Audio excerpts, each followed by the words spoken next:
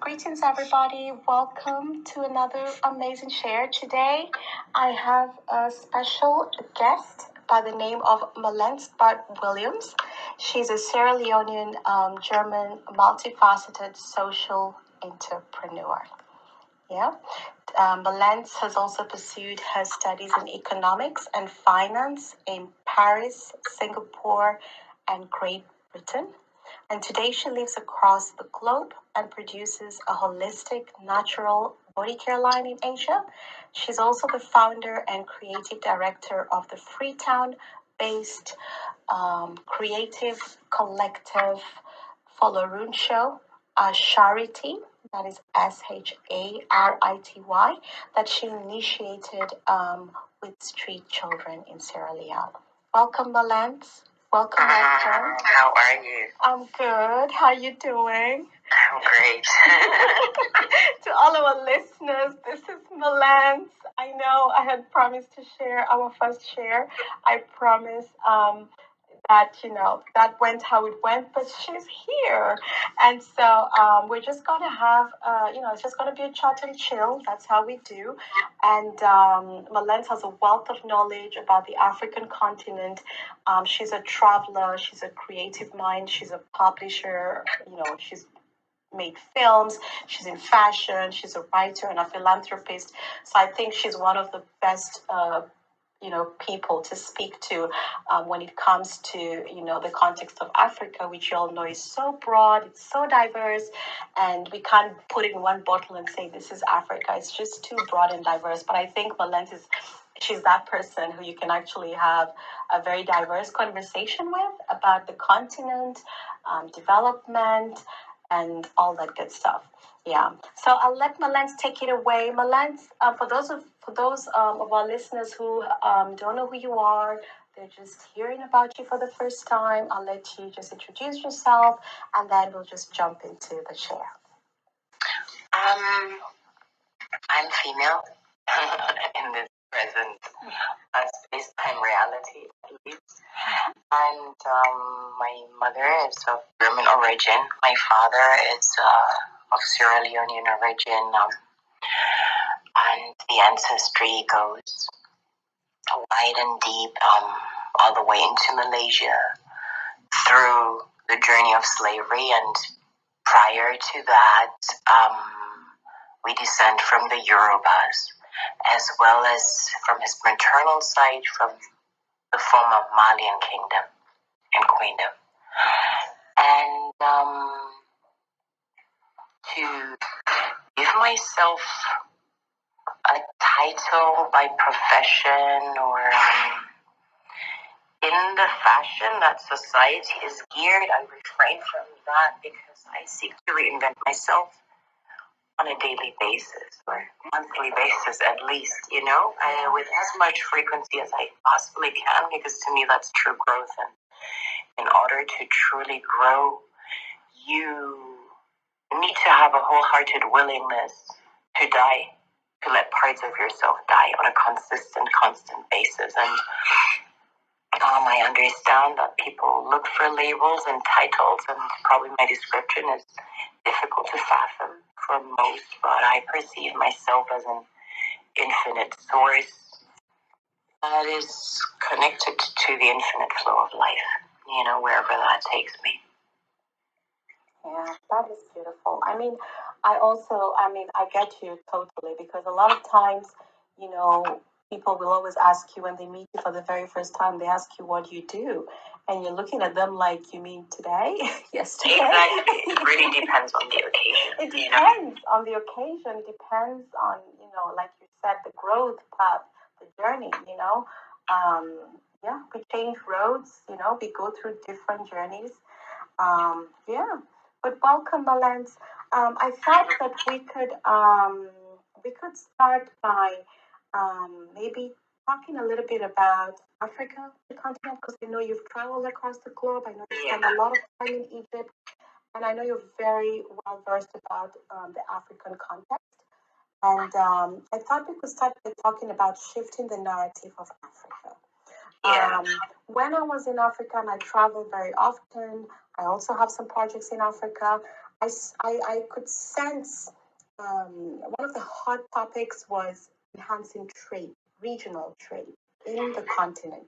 That intertrade kind of approach to doing business. I also sensed a yearning of passing down knowledge, all kinds of knowledge, whether it's health, old ways of healing, eating, food, everything, in terms of just knowledge in the broader context. And I also had a lot of conversations about the multi-currency market. So there's some discussions about, should we have one currency? Should we have, maintain our own individual currencies in Africa?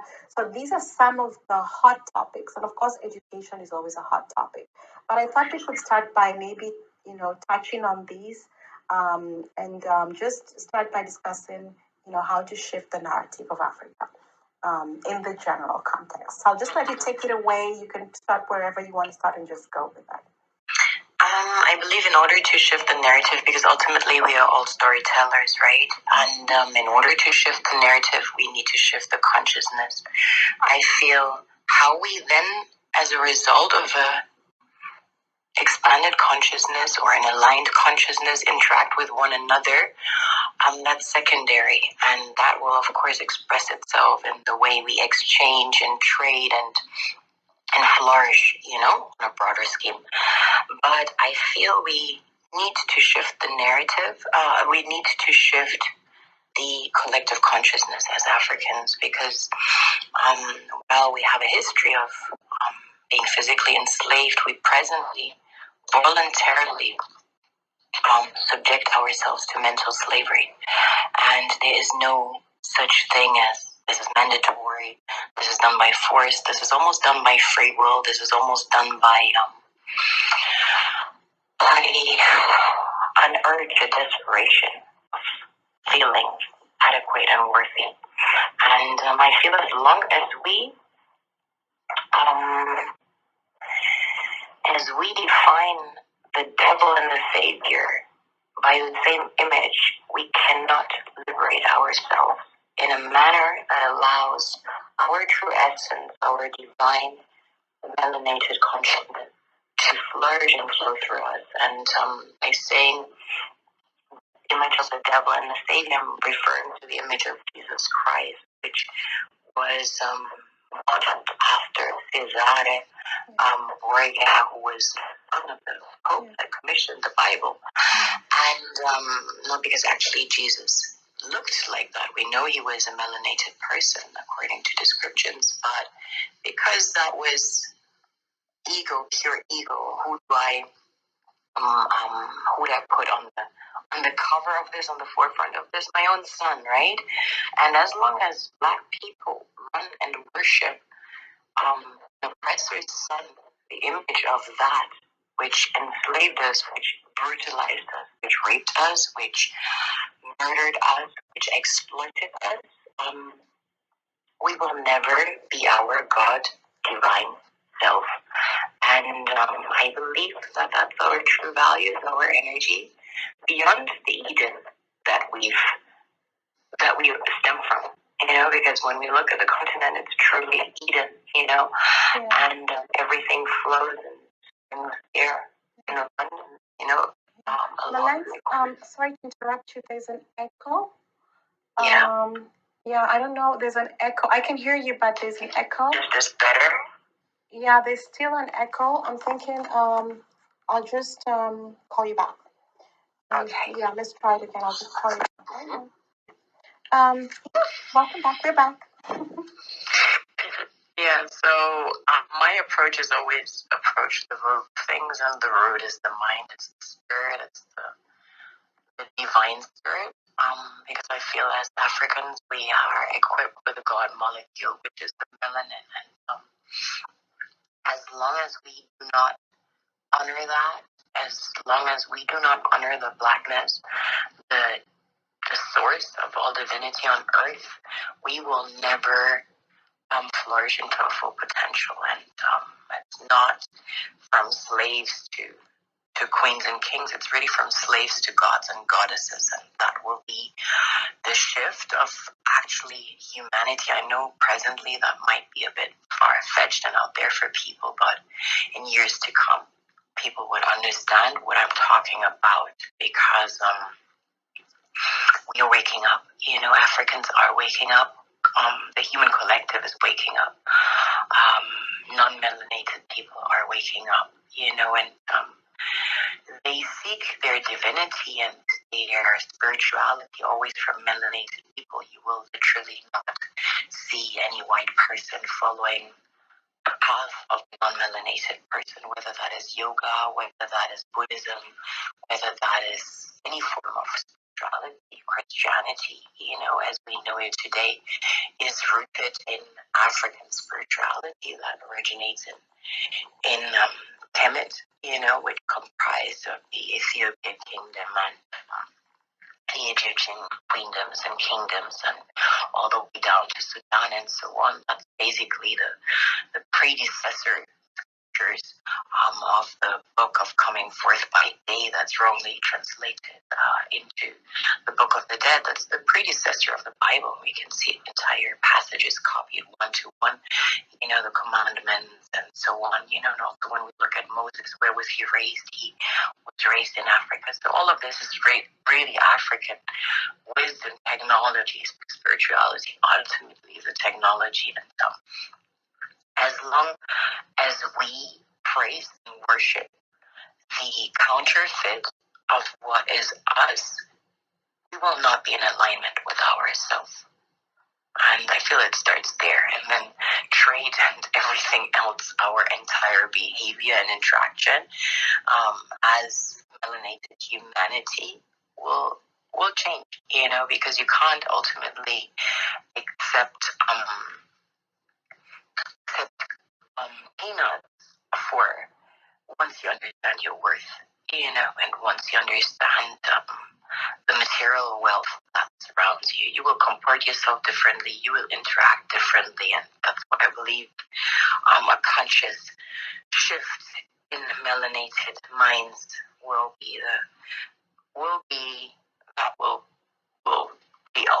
bring about the ultimate change, Yeah, and I think you're really making a very important point, because I don't know whether you're aware of this, but earlier this year, there was actually an actor, an American actor, who dressed up as Jesus and went around in the more remote areas in Kenya, presenting himself as Jesus, and actually fooled a lot of the Kenyans.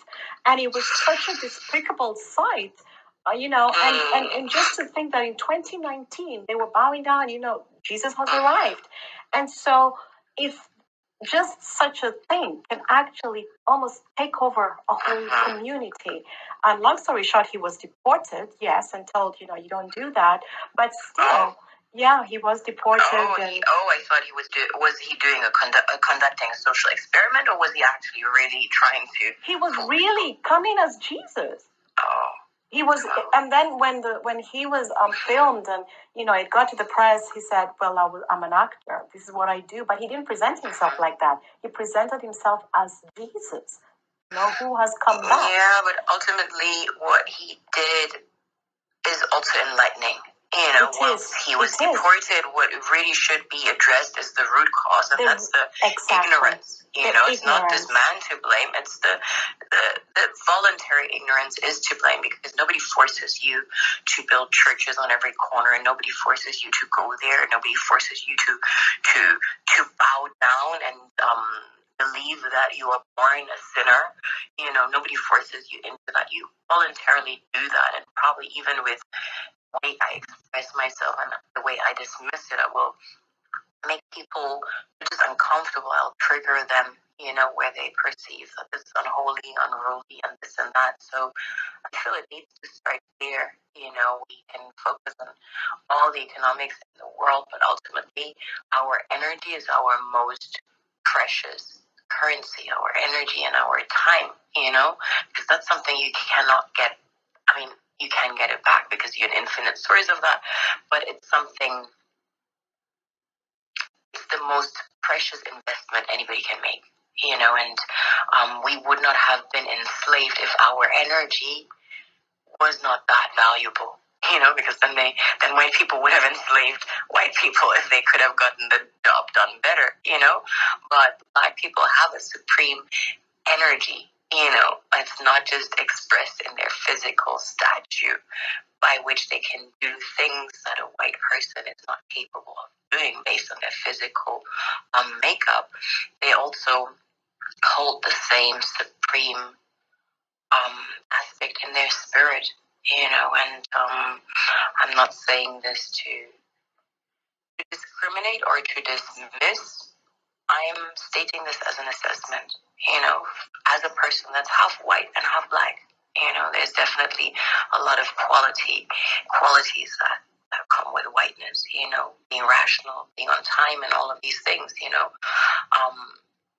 that are not necessarily dominant characteristics in a melanated society where people live in the moment. But when it comes to divinity, to spirituality, and to superior physical makeup, I think we do not need to even argue the fact that melanated bodies and spirits are superior. Yeah, and it's interesting that you said currency. You said our energy is our most valuable currency. Yeah. And in the beginning, if you remember, I shared that one of the conversations that is taking place on the continent is a multi-currency market. You see, and the approach, currency is clearly a very broad word, right? And people sometimes just focus on the material currency, right? They look at the money. When you say currency, people think it's money, but you actually also see currency as energy, as resource, the spiritual currency, the physical currency, different kinds of currency. Can we talk a little bit about this currency on the continent and how it can be used to develop? It can only be used once people are aware of it, because I actually initially, because my background is actually where part of my background is finance and economics, right? So that's as rational and as worldly and as capitalist as it gets, right? So I understand the expression of the energy in that physical form, right? So, but how do I utilize that? Do I work for money, or do I have money work for me? And I can only have money work for me, meaning I harness energy, and energetically I become the creatrix of my matrix, and that matrix is flooded with abundance, and part of that abundance is expressed in paper that we gave a value to, that we attributed a value to. So it's just one of these expressions, but because I'm awakened and conscious of my energy, I can actually do that, right? I can manifest it in the sense of, it can come in form of paper, it can come in whatever form I want it to come, because I'm aware of that energy, right? And I pay with that currency to the universe, who then renders whatever I need, right? So unless melanated people who all have vaults full, who are walking vaults filled with that spiritual, I call it the God molecule, melanin, unless they come into that realization, they will not experience worldly material wealth, because it goes hand in hand. My life is an expression of my inner world, of my inner queendom, and that is made up of energy. So I'm not sure if people from the present level of consciousness, if the majority can follow me, but maybe their spirit or their soul can connect to what I'm saying, because presently everybody's focused, I need to make the money, I need to make the money. No, you need to stack up on energy and let the money come to you. I live very remotely. Everybody would say, oh, how do you make money? I attract it. I let it come to me and let it flow into my reality, right? I don't need to be in the middle of things or whatever that would actually hinder me, because that would connect to the vibration of everybody around me. And that is usually a vibration of lack. I need this, I need that, I need that. I come from vibration. I have everything because I'm the universe. I'm the God myself, of my reality. And people reject that. People rather choose an existence of slavery, of submission, of submitting to the image of that actor, of Cesare or Jesus or whatever title or name you want to give it. But they choose a life of submission, a life of feeling inadequate, of feeling unworthy, of feeling they're forever a sinner. And with a chance of maybe 70-30, they'll go to hell. And if that's the choice you make and the identity you assume, then well, what shall I say? You really need saving. And the rest is just a byproduct. Money is a byproduct of emitting a strong energy into this world. And people do it in different capacities, right? But I feel that true wealth is a balance of having everything you need in this physical reality, but also being content internally, because otherwise that isn't real wealth, right? And I think as Africans, we have a head start, or melanated people in general, we have a head start when it comes to that inner fulfillment, that inner contentness, that inner that inner world, because we naturally joyous, we naturally connected to the spirit, we sing, we dance, we live in the moment, we are very in tune with the flow of life, so we have a head start when it comes to that. We just often don't understand the mechanism to relate that into physical aspects, so you asked me what I think of a unified currency. I think generally in Africa it's a great thing to eliminate borders. Greater unity is greater power. And by eliminating differences, you ultimately strive for unity. I think it's great. But what use is that ultimately, as long as these currencies are pegged to Western standards, whether that is to the dollar, to the euro, to ultimately the France. Yeah.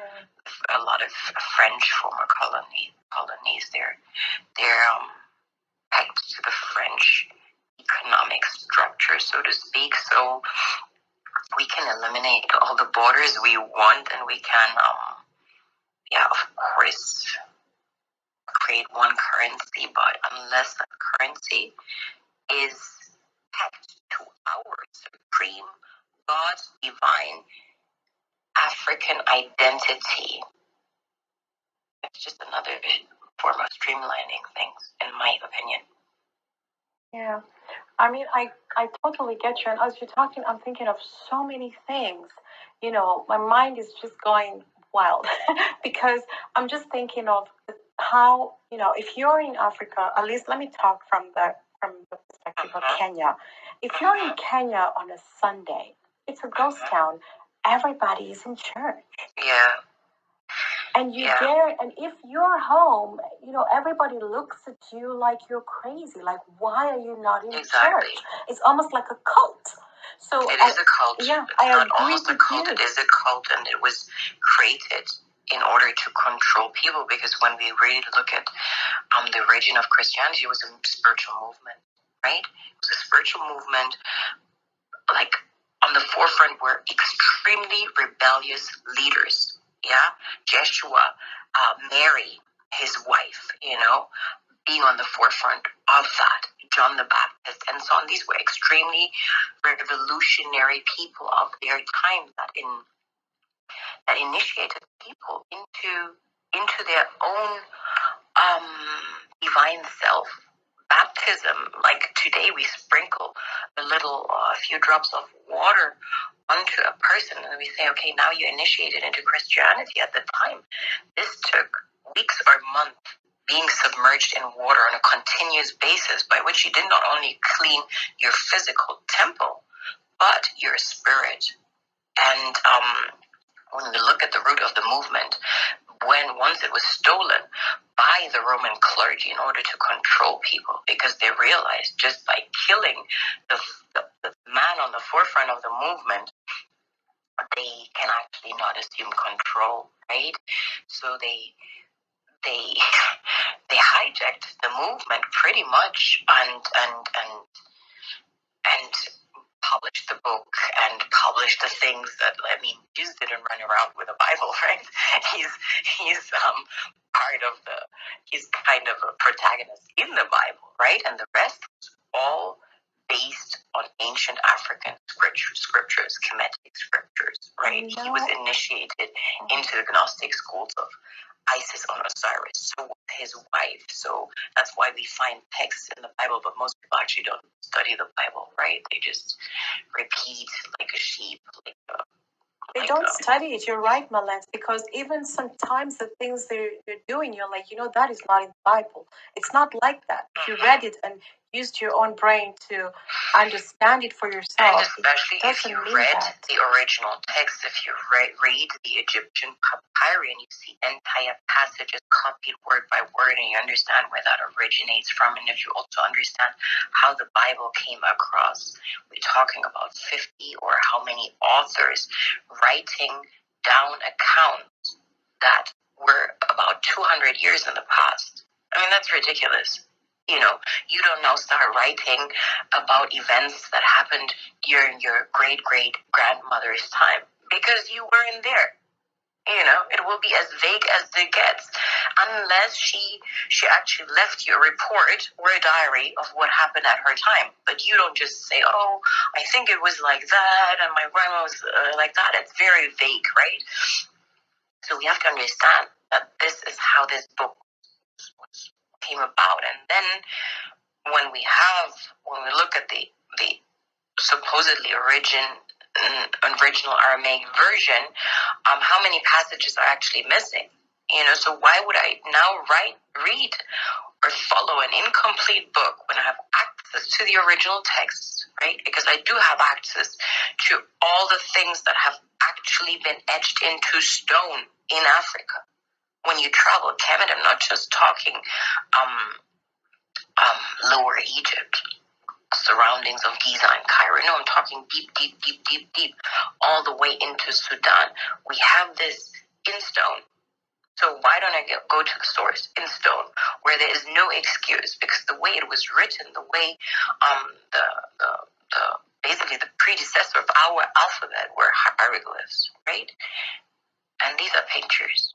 So I can actually kind of, if I really put my mind to it, fathom what was going on, right? And but African people choose, because today I would say that is a choice. If you take your child being baptized, right, and then every Sunday you take your child there to be brainwashed into believing, looking at the picture of this blue-eyed, blonde-haired man, that lived at some point in Italy, then nobody's forcing you to do that, And of course, you do it with the best of your intentions, out of pure ignorance and stupidity. But nobody's forcing you to do that. But as long as you do that, instead of looking around the corner, what is actually there, in such a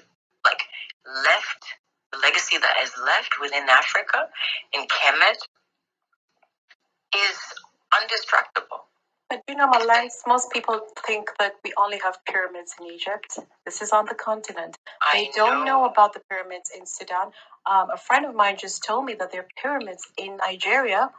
Exactly. They're all over. They're sphinx, she actually said. There's sphinx. Sphinx. Sorry? There's sphinx, she said, in Nigeria or somewhere in... Yeah. They don't know. They only hear Egypt. The people that live in Egypt now, these are not original Egyptians. They come from Turkey, from Syria, and whatever, So we actually have an image, and then of course Hollywood propagated an image of white pharaohs, right, with dark mascara and eyeliner, and some black slaves in the back. But when you actually go to the tombs, you understand that these people didn't even have my color; they had your color, right? Because otherwise you'll be sunburned. My nephew went to the tombs of Egypt and he couldn't stop talking about the Sudanese look.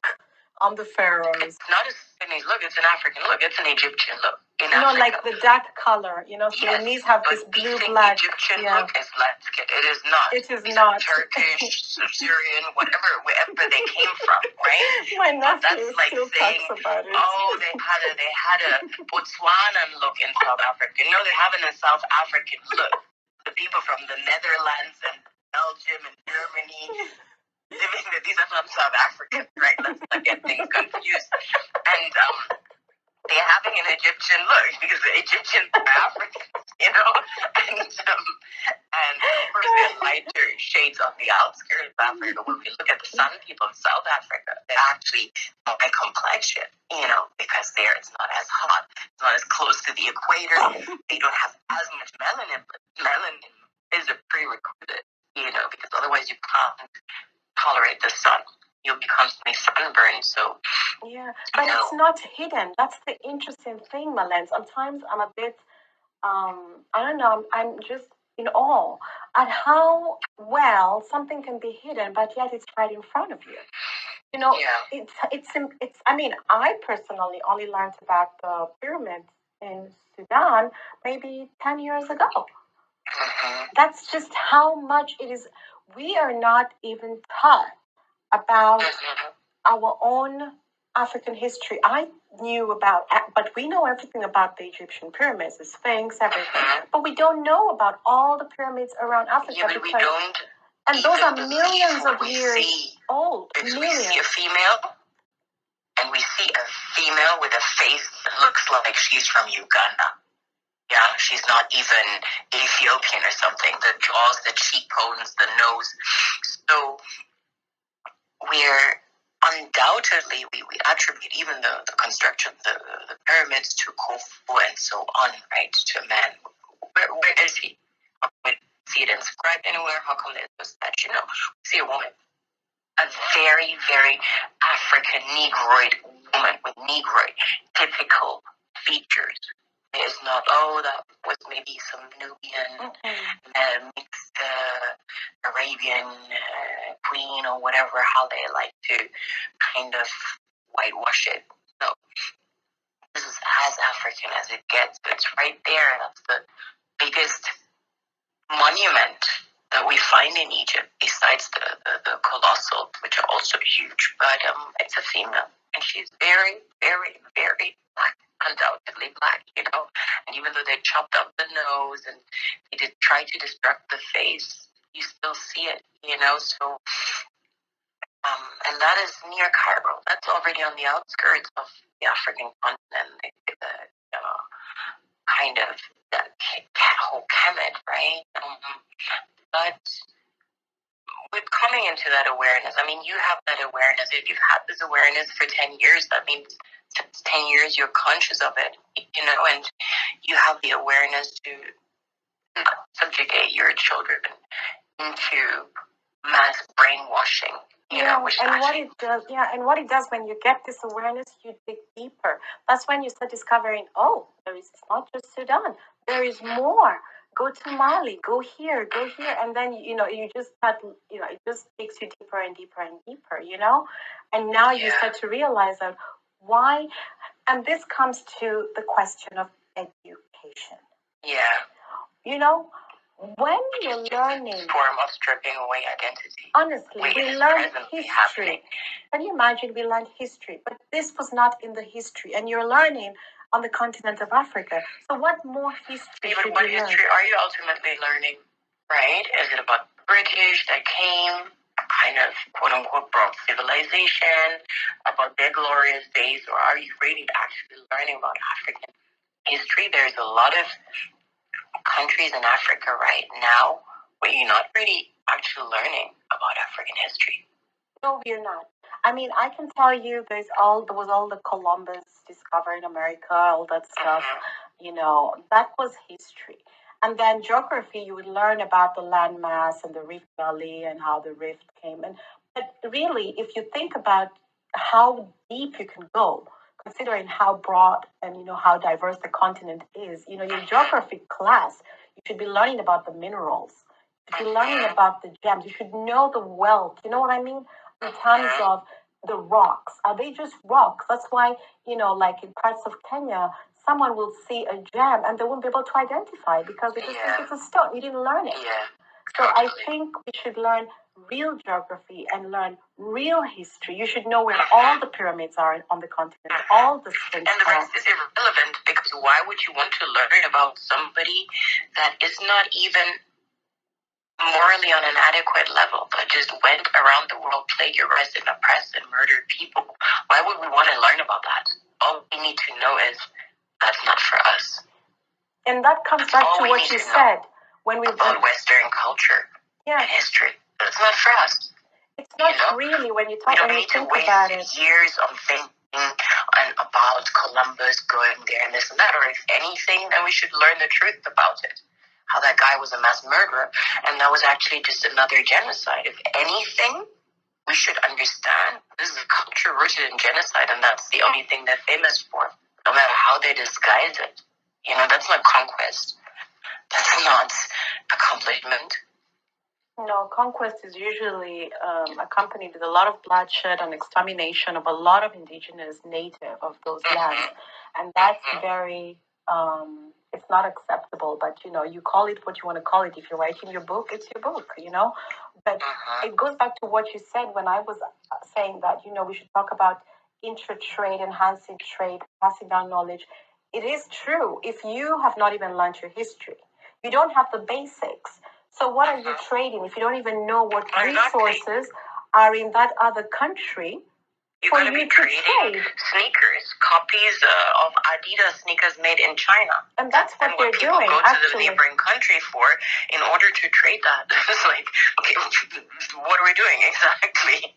Yeah, it goes back to what you said. If you don't shift the narrative, if you don't actually get your mind right, and you don't have the knowledge, then how do you even know, okay, I want to trade oil in Nigeria? Some Kenyan students, I'm sure if I asked them, they wouldn't know there's oil in Nigeria, but they're not learning it. Those are things that you then start to get maybe from the news, only when there's a war going on and you wonder, why is it going on? Oh, there's oil. It's like a pass-by thing, but you're not actually, actively learning this. So, but how can we shift that? That would have to start presently. The present generation has to die, right? So as long as we have ministers of education that are slaves themselves, we will not experience a shift in consciousness, because that would actually require the most intelligent elders and scholars of every African nation to sit together and create books. Simple as that, right? And that can only happen when the slaves die. So, as harsh as this may sound, I'm talking about global, whereby we see in the Western world, we see a lot of people die of cancer, a lot of people die of diseases that somehow can't be controlled, right? Even people die just by exposure to the sun, right? So I feel this is some nature at work, eliminating a certain level of consciousness from the planet. Because if you are Dutch and you live in South Africa, in the current system, understanding that this is rooted in oppression and violence, then your level of consciousness is not evolved enough for it to enter the future, right? So you must die. If you live in Israel, and think it is okay to murder Palestinians, take away their land, because you consider yourself the chosen people based on another false narrative, but you came from land or wherever, right? But you really believe that you're the original Jews, and for that reason you have the right to do that, then you do not have the consciousness that is equipped to enter the future. So you must die, right? So that's why we have the highest cancer death rates in Israel, followed by South Africa and Australia, right? Because that is occupied by Germans, British, Irish, Belgium, wherever they came from, as a result of horrendous crimes, right? That they're not making the utmost effort to rectify. So presently, their consciousness is not equipped to enter the future. That's why nature is killing them. And when it comes to Africans, it is actually the mindsets of slavery that is killing them. Yeah, so I feel we're entering actually a great, bright new world and future where a lot of people are being wiped out from the planet and very enlightened souls are being born. So in 10, 20 years' time, our children will be taught in a completely different manner and completely different content, because these slaves will no longer exist, because Africans are also killing themselves by consuming Western diets. They have the highest cholesterol rates. Now 3 out of 5 women in Africa suffer fibroids. They have plastic rice from China and toxic ginger. Exactly. That was in the news in Kenya just last week. Yeah. But why would you consume rice when you have fonio, when you have amaranth, when you have all these natural African super grains that are growing abundantly? And you could cultivate that. But no, you want to import rice from China. So yeah, you deserve to die, because that's dumb. That's super stupid. Either you plant your own rice and get with that. And if you want to import from China, you don't deserve to exist in the future.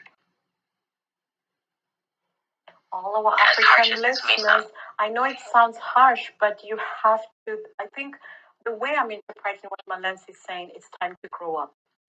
You have to grow up and take accountability for the things that you can do. And that's what I was saying, when you travel around Africa, I always will talk about just Kenya, the country I know the most. I've traveled around Africa, but I'll just leave it in the Kenyan context. So, of course, Africa is very different, y'all. When you go to the rural parts of Kenya, I shared this with you earlier, Mallence, that people will say, oh, I'm so poor, I have nothing. And you're almost telling her, look up. You're seated under a banana tree, full with bundles of bananas, and you have, mango trees just growing wild on your farm, and you're just literally saying you're poor. And so sometimes I understand why you would also say, now you need to just use your head, but those are some of the things, Mallence, we have to deal with. So when I know mindset, we always say mindset, shifting how you think, perception, how you see things. But why are, and I know I should say more positive things, but I have to also understand the behavior. I think for me, it's important for me to understand the behavior and the why behind the action so that you can have the right approach. Why would a woman seated on a couple acres of land with, in Africa, we have, when you've had a banana tree, it will stay there for like many years. You don't even have to plant it, replant it. So she's surrounded by food. It just reproduces itself. Same with the papayas.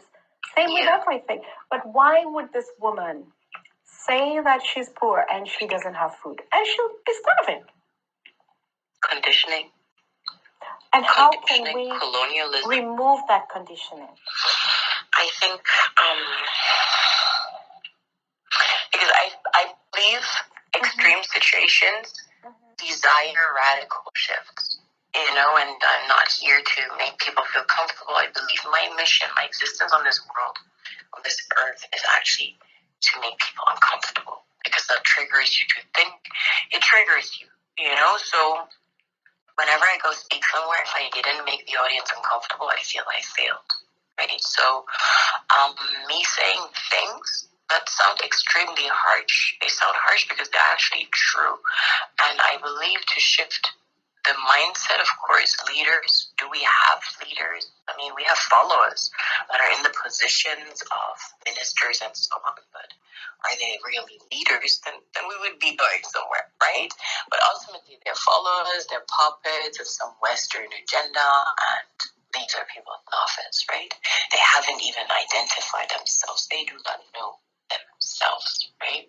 So if we had leaders, of course, we could steer this whole boat in a different direction. But that's what I'm saying. I believe two generations happen because I do not see that happening presently. Which two generations do you mean? The older people? Present generations, yeah. Because it's so deeply ingrained in them. As you said, if you stay at home and don't go to church, everybody will look at you as if something is wrong with you. So they will even call you. They will call you on the phone. They will blast your phone and say, yes. Where are you? So do you now want to invest your energy of something that's bound to die anyways? Right? They're bound to die. Will they reincarnate? I don't think they will reincarnate because there's a conscious, elevated shift happening. And if your spirit is not at par, you're not coming back. Or you're coming back, but as something entirely different, right? So I believe what are 100 years in the greatest scheme of things? It's really not a lot, right? So but Mallence, they're going with their families, right? So they go to church with their families. So again, their children are also being indoctrinated. But not as much. Okay. Not as much. In Kenya, it's a family affair. Yeah, but the newer souls, they're being born with a different vibration. A lot of them, I'm not saying everyone, but a lot of them. So my German grandmother, took me to church every weekend, exposing me to the same BS, right? There was a while during which I believed it, but my spirit knows that there's another truth, and then I went on a quest of that. And there's more and more people like embarking on a quest of truth. You're right, Mallence, because the young people, I'm just laughing because, they go to church, but then they ask a whole bunch of questions. So I know they're reading online. Yeah, and the pastors can't answer, and we have tools today, that they are using, like Instagram, like Facebook, and all of these things that didn't exist 10 years ago. So when I was on my quest, it was actually difficult to find like-minded people and so on. Nowadays, it takes a second. I put in a hashtag and I have 1 million results, right? So it's like a wave that you cannot stop. It's actually a tsunami of consciousness, and whoever is not with it will die, and that's okay, because that's the course of nature. When you have a herd of zebras or whatever, the one that can't keep up, it will die. It will be left behind, and so churches must die. And what is happening in China, it's extremely radical. I'm not saying I condone that what is process, happening in China? but I'm not against it. Oh, they're burning down churches. Oh, in China? I didn't know that. Like Buddhist churches or Christian churches or all of it? Christian churches, and they doing the same with Muslims. And I'm just putting this out there, saying that is an approach. I'm not saying that that's the way, because they're forcing Muslims to eat pork and this and that. But ultimately, because it's the communist mind state, right? Yeah. The government doesn't tolerate ideologies of whichever nature that is. You following something that's outside of yourself and projecting to the sky, the government doesn't tolerate that. I don't think people should be told what to do, what they have to eat and so on, to force them put them into correction camps, which is like prisons where they kind of have to and eat things that are against their religion. But at the end of the day, the government doesn't tolerate ideologies. That's all it is, right? And I believe churches must come down.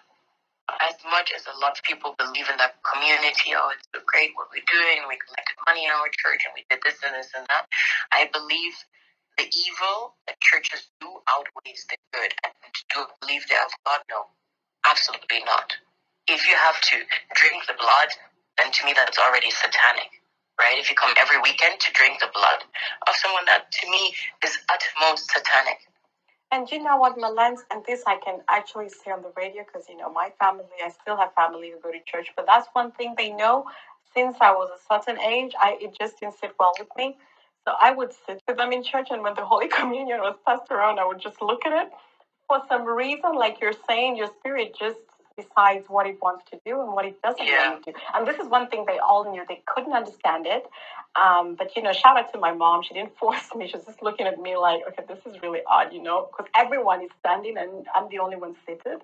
And it just used to test me, And it just didn't sit well with me. I just couldn't understand it. Why? Everything is centered around blood in the Catholic Church. You have a bleeding, Cesare Borgia hanging off a cross. How is that a depiction of something divine? I don't understand. Why do we need to see him bloody? Why? Right? And then he died for your sins. How does that not make sense? Why does somebody have to die and that means my sins are being wiped out? How? Makes no logical sense whatsoever, right? But it's so hammered into you. You just recite, you repeat, do not question.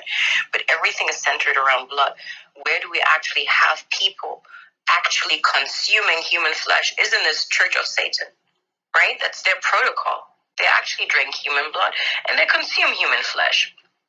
So in the Christian, I wouldn't say Christian, in the Catholic Church, because there's a difference. Well, this is Pentecostal, where they have the Holy Communion, and they do say, now we are all eat incense, like it is a cult, definitely, because it's a group of people, congregation stands up, and all in unison, they consume the blood, and then they drink the body, representing the body of Christ. And then I'm thinking to myself, whoever came up with that, that's extremely disgusting. That's extremely disgusting. Definitely Christ didn't come up with that. Well, because he would led a movement whilst he was alive. He said, follow my footsteps, not become a sheep.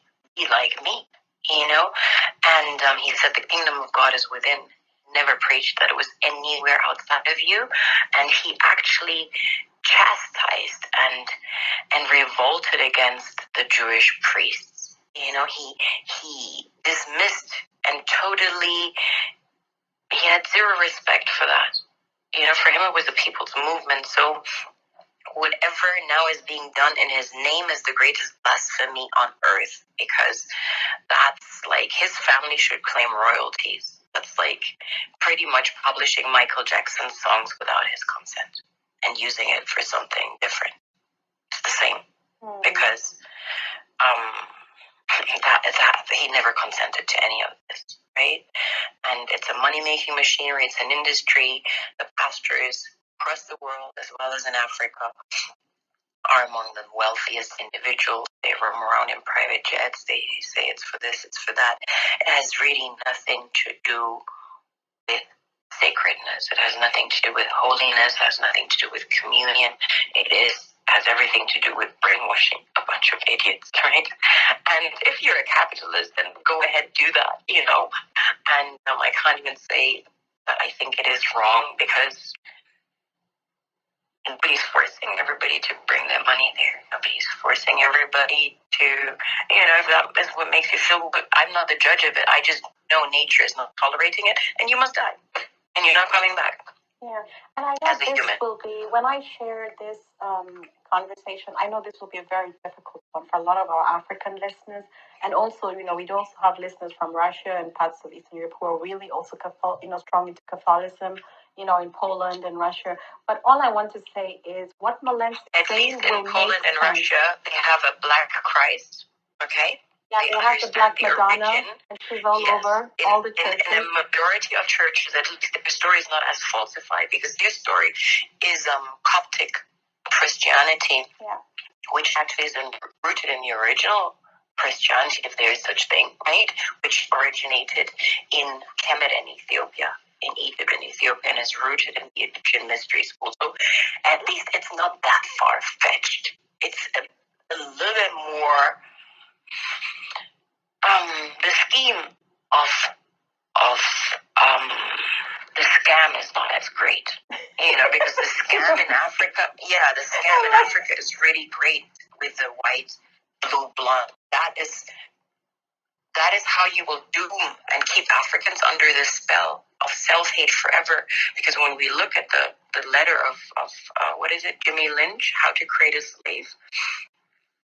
Willie Lynch? Yeah, Willie Lynch, yes. How to Make a Slave. He predicted that further future generations are already programmed. You have to do nothing with them. right? You break the mothers, you break the fathers, you rape the fathers, you then rape the mothers, you kill the fathers in front of the mothers. That's how Christianity was introduced, and then the mother will subjugate their children into that system to protect them because she saw what had happened to the fathers, and there's no more fathers to protect them, right? So the mother becomes, she is not just to protect her offsprings, and that's how Christianity was introduced. At the time, a missionary, his whole kit was the Bible in the same box with a gun, right? Because a lot of murder came along with introducing that. And then you no longer have to control the offsprings. But what you cannot control is ultimately the Spirit of God, which comes into the flesh throughout all species that walk this earth, but it's expressed in human form in another capacity. And we see more and more enlightened beings coming into this world, and they're not subscribing to this, yes, and the rest will die. I'm not running around shooting somebody. Just watch and see. They will die. They're dying. It is happening. I mean, yeah, I know some of our listeners, you may not get this show in 2019, but you'll definitely understand this 2020 to 2030 and moving on. Sometimes it takes time to get the message. And I'm an advocate of you don't have to rush the process. What's for you is for you. But the thing is, sometimes people are ahead of their time and you will get the message later. And the example I always use is a woman, Wangari Maathai, she's now passed on. And when she was talking about nature and the environment and how trees should not be touched and how they're needed on the African continent. And she was talking about biodiversity and saying, don't touch the frogs, don't destroy their eggs, leave them alone. A lot of the leaders on the continent were yanking the braids out of her head, were beating her and stripping her naked. Just for us now to be sitting here in 2019, she was doing that, when I was in high school, is when she was talking about the environment and nature and saying this will affect the quality of the air, it will affect your life force. It's not the just memory of the earth. Everything. And everyone called her the crazy lady, the tree lady. She should go home and take care of her husband and her children. But they did that with Christ as well. Exactly. That was the first public lynching of a black man. Yeah. And the thing is, your message could also be something like that. Sometimes people are ahead of their time. And unfortunately, sometimes it takes people even 10, 20 years to catch up. Because in 20 years, they will actually see the effect when I say that white people will be wiped out from this planet. It sounds extremely harsh, and people say, oh, she's a racist. No, my mother, she's in the other room. She's Snow White, But I'm just saying this because it's an actual fact. Sperm count in white males has decreased. There's no cure for that. People cannot even understand it, right? And we say it's global warming, but the Earth, it has nothing to do with what we spray in the air. That's just a natural mechanism of ridding itself of a virus, of a fever. We raise in temperature. We want to rid ourselves of impurities, and the Earth is doing the same thing. So we have increased death rates, cancer related death rates, skin cancer related death rates. We also have it's just the birth count. So when we look at that, and these are UN global population figures and statistics that I'm quoting. I'm not making this up. I'm also not hating. I have so many white friends. I was born in Germany, but it's the reality of things. You have not made serious efforts to correct your karma. Karma will take care of you. And that's the nature of things. That is the nature of it. I mean, nature balances everything. Yeah, the projection is that non-melanated people will make up less than 10% of global population. So once that happens, these 10% can no longer dictate the narrative because they're simply outnumbered. They can no longer dictate the narrative of superiority, dooming everything else inferior. So that will already bring about a shift of consciousness. And when I talk 2060, that's around the corner. That's during our lifetime. Yeah, it is our lifetime. And I mean, the child birth rates, to all our listeners, it is real statistics. I think in Sweden, maybe 1 or 2 years ago, they actually introduced, I think, a minister of sex. They've been doing all kinds of things across Europe to kind of increase the birth rate, but it's still quite low. It's actually on a negative in some countries. And when a negative, I think that actually means you almost can't recover. Of heart-related diseases, all of these things on the rise, right? Because they claim that technology and medical technology is advancing, but people are dying more. And you know what, Mallance? There's also a spike in cancer in Africa. Yes. And that is something else, right? Because I will say another harsh thing. Cancer is self-inflicted. I believe everybody that has cancer is responsible. You have not taken care of your body in spirit, mind, and physicality. If you feed yourself all day long, candy, Pepsi, Cola, Kentucky Fried Chicken, you don't deserve to be part of the future. Sorry, you must die. You must go. You're doing that to yourself. Nobody forced you to consume that. Nobody forces you to harbor bitterness that manifests in your heart chakra. Nobody forces you to do that, to hold that hatred and whatever. And then death is a consequence. And death sounds so harsh to people that also do not understand the concept of death, because it has been demonized through horror movies, through Hollywood, zombies coming from the place of the death. No, death is a resurrection. Death is a place of rejuvenation. Death is a place of reset, recalibration, where the soul goes to the source and is being recalibrated, and it comes again to do all the lessons it hasn't learned. It's kind of a child repeating a class in school, right? Because it hasn't made the test and wasn't able to go to high school, right? So that's what death is. It's not a big punishment. No, there's nobody sending you through hellfire. Your soul will encounter itself. And the things you have done, that is what you have to. That's the judgment that's being passed on you, that you've done to yourself and onto others. There's no external devil or whatever judging you. It's your own higher self. So people doom death. Oh, that's so horrible. No, it's a purification process. And people will die and realize when they're their divine self without the physical shell, the body, of how they would approach it the next lifetime, and then they come back for other lessons, right? So when I say, okay, then you must go, you must die, and we see cancer rates rising also across Africa, because ultimately, what do Africans do? They prescribe to Western lifestyle. That's not for your divine body. You want to expose your melanin to all this food, these hair products, these chemicals, you putting that on your divine crown, you must die. Good for you, die. Come back more enlightened. Do you think, and this is just something that popped up in my head when you're talking about the African, eating different, changing their diet and then being affected by all this, what the food they consume. Do you think that if you're on the continent and you drink the Coca-Cola and or whatever, you eat all the sugar, do you think because of the molecular structure of an African that it has more dire consequences? Absolutely.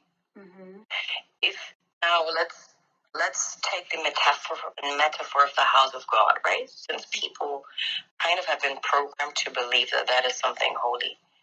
You pour shit in there, you pour toxins in there. Yeah, your body's your temple, is what. Or do you keep that clean? But because Africans do not understand their own divinity, they put inferior products on them and inside of them.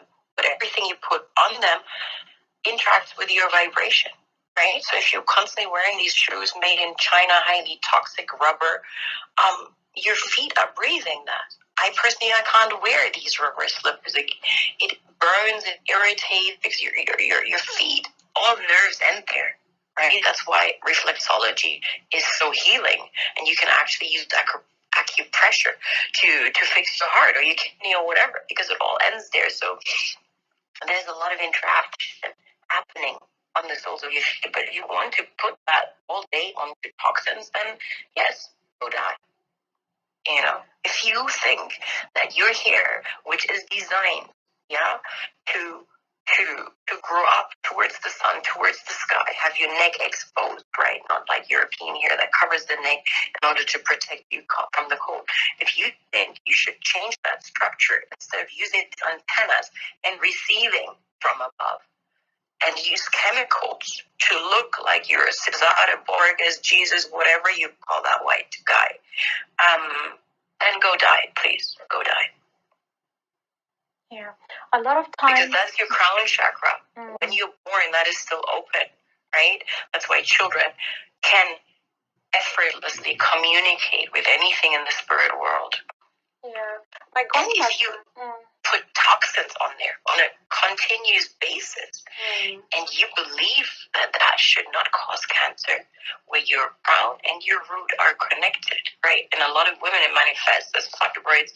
I mean, we have never experienced as many issues with the womb as in the 21st century, right? We claim medicine is advanced, but it's actually not. And they don't know what that is, but they say that it's mostly melanated women. Because melanated women, you're the source of creation.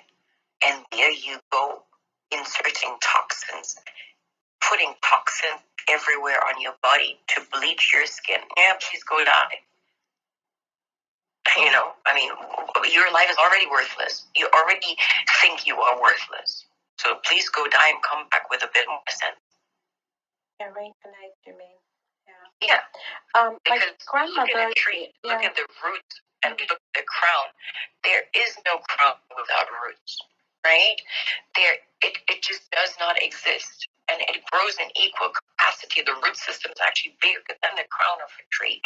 So you wouldn't now there's nothing you can do to fix the crown. You can do everything to fix the root, to nurture the root, to fertilize the root. And as a result, a beautiful crown will appear, but not the other way around. You can spray as much fertilizer on the crown as you want. If the roots aren't intact, that crown will not flourish. It will not give you fruits. It will not blossom, right? So it's the same principle. Our female bodies are designed like that. So you tamper with your crown, your roots will be affected. I was going to share with you something that my grandmother used to say when you were talking about the hair. My grandmother, who had a wealth of knowledge, shout out to her, she's passed on. She used to say that your hair should not be exposed all the time because you absorb everything. So depending on where you are, sometimes it's good to cover it up. To braid it out. That's why even you find communities in the rural areas, they'll braid up the hair, they'll cover it with like the Maasai. They'll do all kinds of things to protect the hair. Subconsciously, a lot of African women will say it's a protective style, but they don't think about even where that word came from. But my grandmother, when we were going to some places where she was not sure about who would be there, that kind of thing, she'd be like, okay, this is a time to have a head rub, because she would say that you absorb everything into your crown and from the whole environment. So that I just wanted to put that out there. Sometimes that's why they do that. Yeah, cover the hair. And then when you were talking about the fibroids, I remember a conversation I had with a lady who she used to work as a doctor, and then she couldn't do that anymore because she just thought it was just not the thing to do. She just didn't like how medical, industry worked. And she was sharing, when the African women would go in, mostly, Black African women would go in with the fibroids to be taken out for a surgical procedure. When they would, because they would have to test the fibroid they took out, she said that sometimes they actually found teeth and hair and bones and all kinds of things in the fibroid. And she said to me, she said that it was almost like they were replicated. And she said that there's more to these fibroids than meets the eye. Maybe these women are actually able to reproduce without Yes. I understand what you're saying. No, it's actually possible. Yeah, there are accounts of women in the desert, in the Sahara, done by, she was actually a UN nurse that had no interaction with a man, and they impregnated themselves, because there is actually I'm trying to think of the word. It's to the P. Yeah. There is a part of our baseline. There's part of, it's almost like a DNA, a gene, and it's there to just protect humanity from ever completely wiping out, so you can self-impregnate yourself if you're of that conscious vibration. And I believe when we hear about immaculate conception, that these things could have possibly happened, in that manner. I think they could, because she said there was a lot of things being found in the fibroids when they started to test the fibroids. So she was saying there's more to this, and it was always in the Black African women's fibroids. Yeah. So she's no longer in that industry because she just didn't like doing surgery and cutting people open. She thought there are better ways to heal. And she didn't want that. Yeah, it's a long story. She was based in Kenya, but she also studied in the U.S. So back and forth. And where is she now? She's now in the U.S. I think, in Detroit or somewhere. Yeah, but Are you still in touch with her? I can try. Yeah, she's a solitude. Yeah, but yeah. No, because I also work a lot with women, and the healing of the womb is one of my Yeah. Okay. missions, occupations, and so on, in a natural manner, for those that do want to actually take care of their bodies in an adequate manner. There are ways, and respect themselves. And you're able also to heal the fibroids, because that's a big thing. Exactly. It's a huge, big is an understatement. It's a huge thing, and that is across the globe. Exactly. Yeah, and usually melanated women, African women. And of course, most women are told go for hysterectomy. The ones who are a bit, spirit guides them, they're like, no thanks, I'll do some research. Yeah. But some just go for it, just say, okay, let's just do the hysterectomy. So a lot of wombs and uterus are just being taken out. I know, that's horrible. That's a crime against humanity, I believe. Yeah, Mallance should definitely share that, because that would also be very, very valuable information, because you can't, we talked about when I was in Kenya. She's having the conference in February. And we'll talk about that maybe later, because I have some information to share with you. And that would definitely be something that should be shared on on the continent. I have been working on that to bring this product more to the continent. It's made of mineral crystals and herbal extract, and it's a 2,000-year-old recipe, and it has saved quite a few women of. I wouldn't even give it any medical term, because you know that the medical industry would not sustain or survive or have $1 billion profits if people were able to heal themselves by alternative methods, right? So that's why alternative healing methods aren't allowed to claim to heal anything. And for that reason, it's not as widely shared as it would if it was a medicine, a medication. But it has actually prevented a lot of people from hysterectomies. It shrinks the fibroids, completely dissolves it? Yeah, completely. There's so many women that have no longer have it. They could keep their womb, they could have children, and the fibroid just keeps shrinking, and however, I'm saying that this has to be accompanied by a conscious lifestyle. You can't be pumping toxins into your mouth and your vagina and then accept the miracle, because a lot of women do that. They consume so much toxicity, not just orally, also vaginally. Toxicity on that level can be consumed in so many different forms. right? If you, I don't know, anything from toxic toys made of the same toxic rubber that these sneakers are made of, or the spermicide on condoms, all of these things are toxic for that environment because it's so sensitive. It's creation, source of life, right? And I'm not saying, oh, you should have unprotected sex either, but maybe you should choose who you are sexually come into communion with. And if that's not safe, then just don't, you know? And you really should just don't. If you're not able to be disciplined enough to choose and be, I don't know how to describe it. You have to have some, you have to be balanced. You have to. Yeah, because it's another form of addiction. Why do people think, oh, they constantly have to have sex, constantly have to eat, constantly have to crave and sweets and this? Focus internally to really rebalance and recalibrate yourself, because then you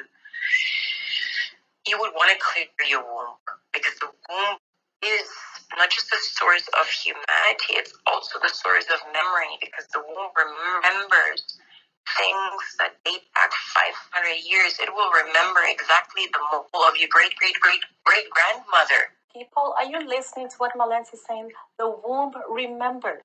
So if it's remembering 500 years plus, we don't know how far it can go, it remembers all the sexual partners you have. It drops the DNA. So even when you have a child, at the time you want to have a child, okay, what's going to happen is that child could possibly carry all the DNA, including now the spouse that you have chosen. And then you have this child showing behaviors and personalities that you're looking at the child sideways and saying, this is not us. This is not us. This is not us. So you have to be disciplined. I know some of y'all tell me, but Faith, you're too conscious. Because once you're conscious, it's not discipline. It's not, oh, I'm craving to have sex so badly and I can't have it. Oh, I'm craving to have candy so badly and I can't have it. No, once you purify your body, your temple, whatever, that craving is no longer there.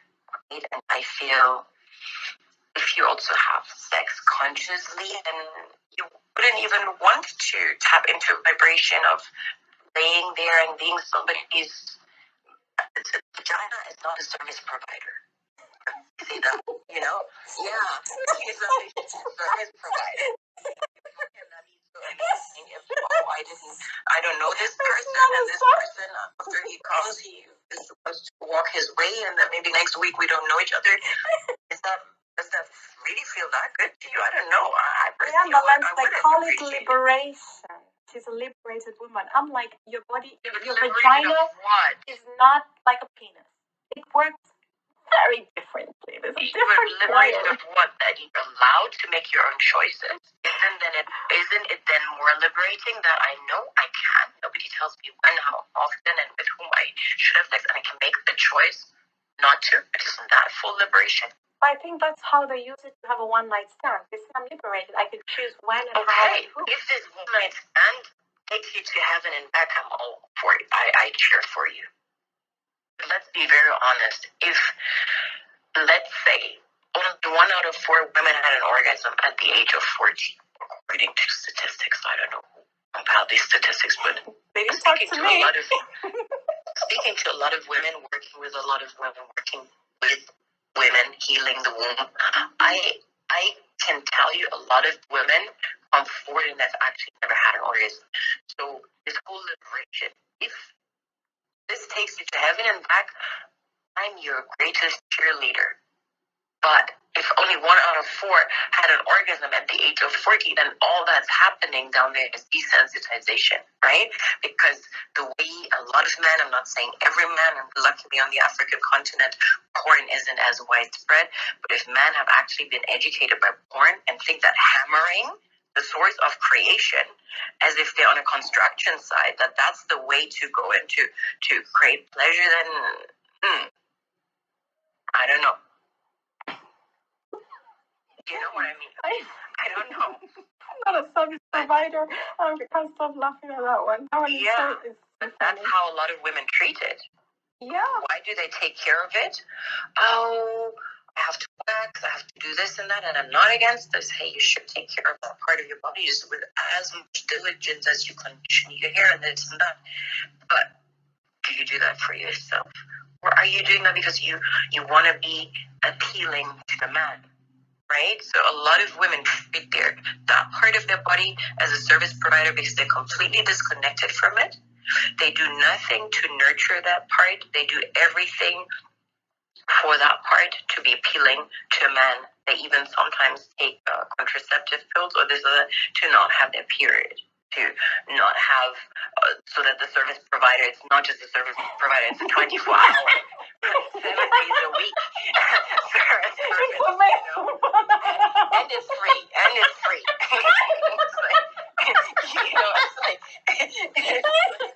all of that, it's all times ready and free on top of it. It's also charity, it's Women, please rewind this part if you're doing this. There's a lot of gems as we're laughing, but trust me, these are gems. It's a lot. There's a science to this. Yeah, and then when you really count like what you were saying, I'm so happy that you have that awareness because a lot of women do not have that awareness. Also enters your genetic code. It enters your DNA. It enters your chromosomes. And then basically, maybe you're just service providing. Let's say you're providing service for just one man, right? How much service provider does this man have? Right? You're providing service for that man. Yeah. Giving this man energy. And then this man has all sorts of other service providers that maybe in energetic surplus or energetic lack.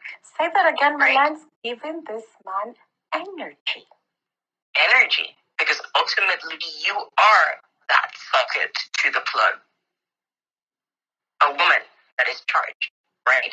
Most women, unfortunately, they're not charged because they don't know how to charge themselves, and they provide too much service, right? And if you give too much and you don't receive in equal capacity, you're left at a deficit, right? So a lot of women, fibroids also root in that because they're left at energetic deficit, and then all the energetic toxicity that a man that is not pure can bring into you.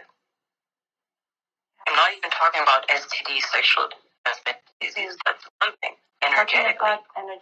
Remember, sperm shoots from the brain through his spine into your vagina. Exactly. It's not just that people make sex look so casual, like I'm like, yes, it is fun. No. Go ahead, but you have to know the process. You have to know the science. The strongest energy on earth.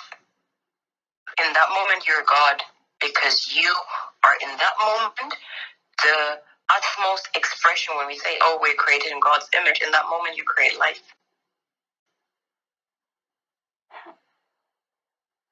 That's the moment when you're true God. And why do we harbor so much shame around sexuality? Because you know, between you and you, when you look in the mirror, you know why you're not proud of what you did last night. Because you're not supposed to be hammered, being on floors and being hammered as if this is a construction site. Your spirit knows that, and that's why women harbor shame. Yeah. Yeah. Everyone needs Mallance. Is there? But you know that that's not your composure. That's why you're a human. You're not an animal on all fours, no. But you do know. You know, even in daily life, when you do things and it doesn't sit well with your spirit, you know. And that's why sometimes you'll go back and you'll think about it twice and you're like, you know what? I need to apologize, or I need to make this right, or I need to. You may choose not to because you're proud, or you just don't want to, admit, you're wrong, or you just don't want to give that person the upper hand, or whatever society tells you all this making peace is about. But when you know, everybody knows. That's why, I don't even fret it sometimes. I'm like I know, Everybody knows. Yeah, and in that moment, the only one you should apologize to is actually yourself, your womb. You know, their self-care rituals where you apologize to your womb for not protecting it. And there's also a lot of women that develop vaginism, which is a spasm of the vagina where the muscle, due to the memory of it, is closed and nothing can enter anymore, right? And it takes years and years and years of rebuilding, replacing that negative memory with good memory in order for them to reopen. So the vagina has its own intelligence. The womb has its own intelligence, because we would be lying if we say that we have a conscious impact on the creation of our child. You don't say, oh, I want it to have green eyes and this and that. No, it's your womb that decides, okay, that great-great-grandfather had that attribute and that attribute, and because your womb is presently on this vibration, I can allow this and this and this and this to come through you, right? So you would be lying as a woman if you said, oh, I chose for it to be a girl and have that type of hair and that type of eye color and that type of this and that. No, it's your womb. And the womb does that job while you're sleeping, while you're at work, while you're on the toilet, while you're at the gym, while you're eating. Yeah? You're not doing nothing. If sometimes you're actually listening to your womb, oh, I need more energy, lie down. That's the biggest, or I need more of this and this nature. It triggers you to have certain appetite for certain foods, and you actually act on that. That's all your contribution is to that. So that's why the ancient Egyptians, the ancient Africans considered the womb, which was called the Istira, right? That's where the word hysterectomy and so on comes from, but also the matrix comes from an ancient Kemetic word, because it's considered to have a spirit of its own. Mallence, you know what you just said? A spirit of its own. You know, that is like, it's the key. Okay, well, at least that's how I just thought of something quite interesting. When you said that, I thought that we've been talking about the womb, and the whole time what was coming to mind is you are the one birthing our leaders. You're the one birthing these toxic behaviors. You're birthing this. The womb is bringing forth, because it has absorbed all this knowledge. Yes, correct. You didn't apologize. Toxic so children. It's storing all this energy, it's storing all this memory, and then reproducing that. So your offspring is actually what we're seeing right now, manifesting and behaving in the way that we are looking around the continent and saying, how do you take a machete and just decide to go around the village and kill people in Congo? Why do you want to rape a whole group of women? And because the womb has been raped. I'm just saying this, y'all apologize. I'm just thinking off the cuff. As Mallence was talking, these are things that I'm just trying to connect the dots here. And I think... But you're absolutely right with this, because, as you say, it's imprinted in there, right? And it stores the memory of humanity all the way back to what's it called? Mitochondrial Eve. Mitochondrial Eve. The mitochondrial DNA, yes. Yes, and how that plays out, but when you say, oh, we have recessive genes or this or that, and then people do DNA tests and they say, oh, that was actually in your lineage where somebody had this kind of condition or disease or this or that, and it comes out 500 years later. You didn't even know that was in your family. Your father didn't know, your mother didn't know. You have to actually do real tests to know that ran in your family. And my mother calls it throwback. Yeah. She used to say that's a throwback. Real throwback. Yeah, because when they would see some traits, because I didn't meet my great-grandmother, but when they would see certain traits, they would look and say, this is a real case of throwback. Where you have the person's personalities, behaviors, even laughter. And they also identified in my family, like if you named certain children a certain name, because they all had a certain characteristic.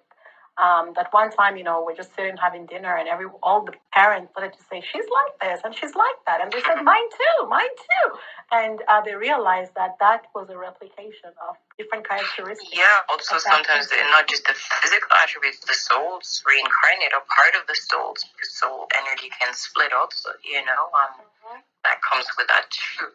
So, but it's true, we have to, as women, clear our wombs, clear our wombs from the trauma. As Black women, we have so much epigenetic trauma that we harbor there. Not everything has been accumulated in this life. What is epigenetic? It means, like, let's say my great-grandmother was raped, then that is stored there as well. It's not just the talent and the genius and these positive traits, also trauma is stored there. In order to protect the offspring, let's say, come see a white man run, and that's so deeply ingrained in me. You might walk this earth, and just certain incidents instill certain fear in you, or you hear a certain sound. Let's say women that have experienced war and bombing, the child might just hear certain sounds and always it's something, it's shook, or have fear of heights, or certain things that you can't rationally explain because nothing of that sort has happened in your life, but something has happened in your ancestral life, in the life of your ancestors, that influences that, and it also limits you and prevents you from coming into your full glory and your full potential because you carry their fears too. Oh my God, I'm just thinking now of all the work that needs to be done on the continent. Yes, that work needs to be done. It's right in our centers, and that also reassumes, gives us as women the power back, because ultimately you're the creators of humanity. If we say, our leader is like this, no, your womb was not an immaculate shape. I think we've connected some very cool dots today. It's the womb. Yeah. It's the womb. Because that's what we can influence. Can't influence, like we see toxic patriarchy, and I'm not saying men are toxic, but the way they're played out, because we as women, we're not in the position where we should be, right? So everything that's off balance is too much chili, too much salt, too much this, too much that. It's not the chili that's bad, it's not the salt that's bad, but too much, it's bad. And the toxic patriarchy would not be happening if there was a deficit in matriarchy. It just couldn't play out the way it plays out, no, right? It couldn't. So if we heal our center, our core, and come into our divine self as women, we will birth different men that are already here will behave differently as a result. The sexual havoc among them will also change, because a man ultimately needs to charge, right? Like, you need to charge your mobile phone. A man needs to charge. So if a man constantly needs to, plugs into an empty womb, he has to go to the next womb, and to the next womb, and to the next womb. It's like, stop. Yeah, no, it's true. It's for So are you saying all this promiscuous all men? the nice advertisement and the glorious signboard outside and all the shiny colors, then you come out inside, no candy. Okay, let me go to the next store. Let me go to the next store. Let me go to the next store. I'm gonna catch heat for this one. They're gonna be like, Mallence is promoting. They add another more colorful signboard. To make the signboard more flashy. Let me add more colors, more glitter, more this, more that, right? So metaphorically speaking, that's what a lot of women do, because they're so empty, and the consciousness doesn't allow them. They do not know how to charge. Right? I have to ask this question, because I know they're going to ask me this question. They're going to say, is Mallence promoting men? Men are going to be happy with this. They're like, I just had an affair because I needed to recharge. Mallence said I just left an empty battery. So he's going to 1,000 women looking for the right charger. Because why would a man go to have an affair if he gets charged at home? It's hassle. Men are very comfortable beings. For them to roam around, it doesn't work. So are you saying that the high amount of promiscuous men, they're called cheaters or whatever you all want to call them, who step out, who do all this stuff, are living with women who have low batteries or dead batteries, or they need to be recharged. I'm not just blaming it on the women. It's also a behavior that has manifested in the men where, let's say, the behavior of addiction, right? If I'm now with an addict, I will definitely support his healing, but will I immediately stop healing? I don't know, because the addiction has already infested him and manifested in him. So part has also something to do with insecurity, because ultimately a man that seeks validation on a constant outside is also very insecure, right? So, but yeah, it's a constant cycle, and that man brings that energy back into his woman. She has more problems. She probably has problems in the womb. That sucks out her energy. So it's the empty vessel, but it's also, the man also has to start cleansing, clearing, and healing himself, healing his spirit. And charging himself with the right nutrients, because that already messes with brings about chemical imbalance. All the foods that are being consumed, even steroids, even men that work out, taking these kind of things to promote muscle growth and all of this messes with your chemical balance, right? And once you're chemically imbalanced, you express friction, then you have probably overproduction of testosterone or underproduction of testosterone and so on, and then you behave differently, right? So it also comes back to the food, the intake, because everything you intake has an intelligence. An apple has an intelligence, right? A cow has a different intelligence. That is why I personally do not consume certain foods that everybody thinks is essential. But me, I would like to maintain my intelligence on a certain frequency, and I can't do that if I eat a chicken, right? Because I'm ingesting that intelligence, and that imprints me. And when we look at plants, intelligence is a plant, an indigenous African plant, for instance, iboga. The intelligence of that plant is so supreme. That's the key of life. Ancient Egyptians knew it, right? Can you get that plant in Germany? Sorry, Mallence, I just had to ask. No, it's from Africa. Yeah, do they even allow it to come into Europe? Iboga? Some countries it's not regulated. There's not much it's known about it, but I believe, as it was with ayahuasca, people will wake up to ibogaine. There's clinics that use it outside of Africa to heal addiction, severe addiction, heroin addicts and whatever. Just one treatment. I know. Yeah, will cure these people. But the intelligence of that plant, I'm speaking from experience, is so supreme, is of such divine nature that from that we can only derive the intelligence of other plants, right? Because it's the taste and all of that.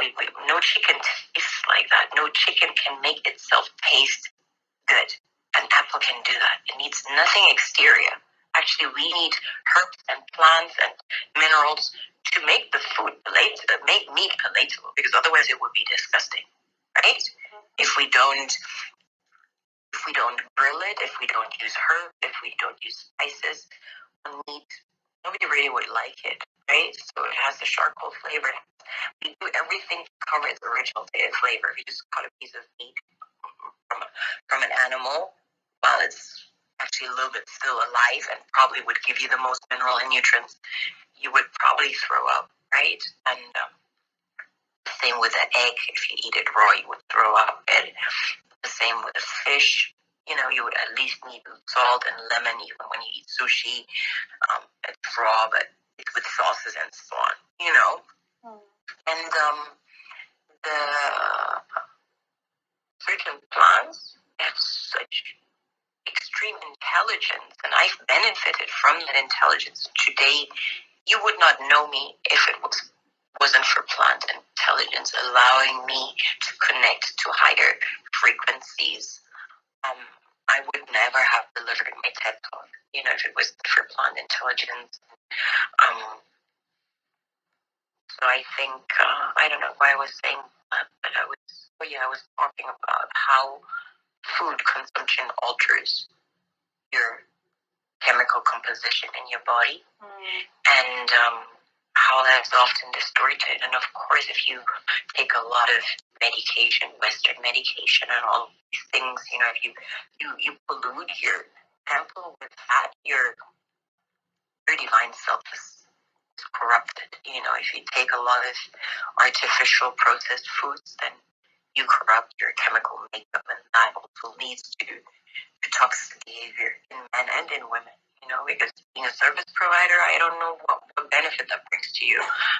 For you to hop from candy store to candy store, empty candy store to empty candy store, I don't know what benefit. You could do something more productive with your time. Both the woman and the man. Right? At the end of the day, when you do accounting of what benefit was, you got a new handbag. Okay, great.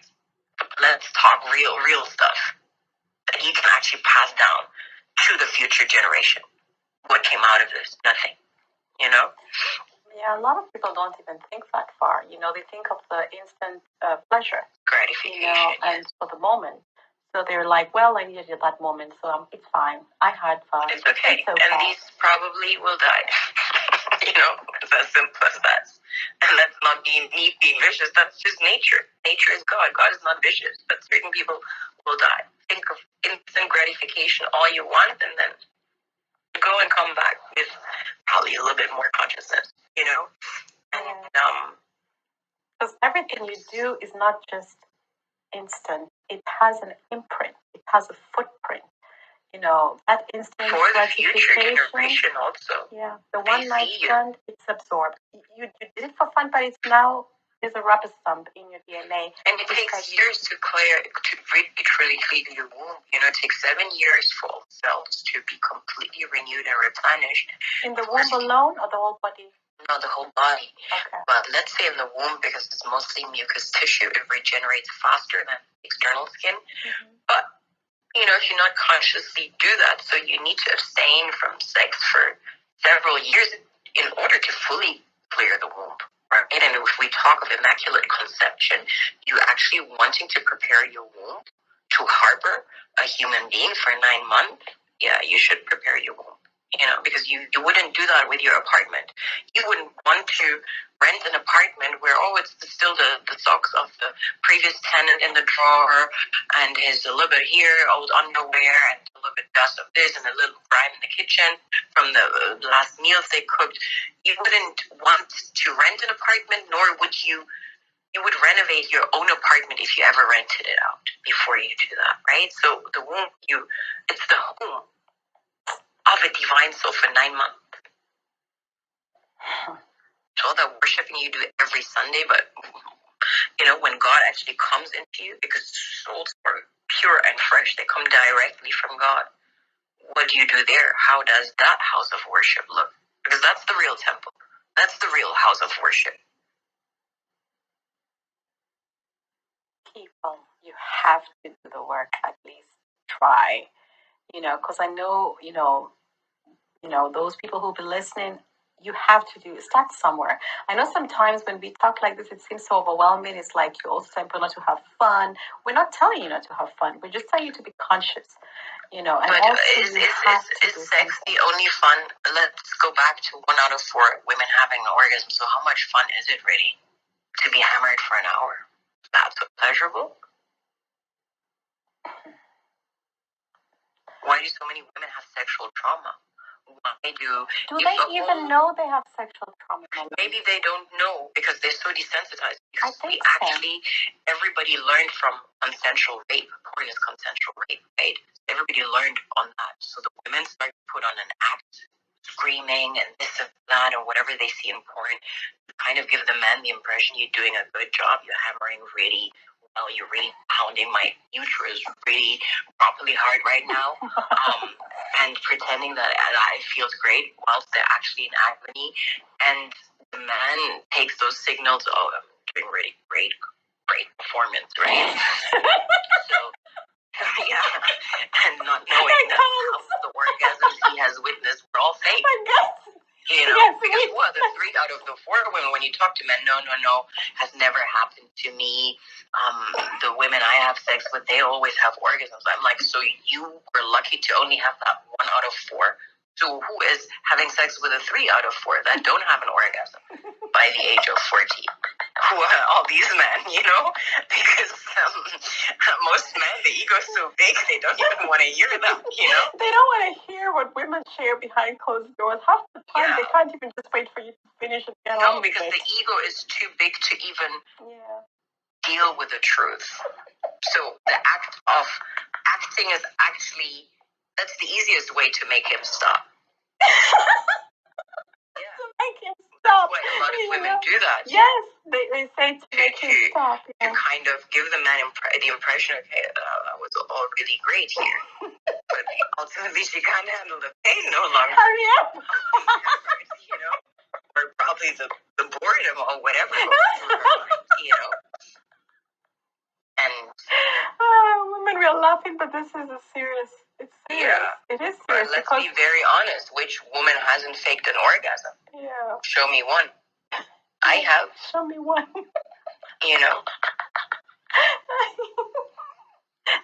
Service provider, and it's cheap. It's free.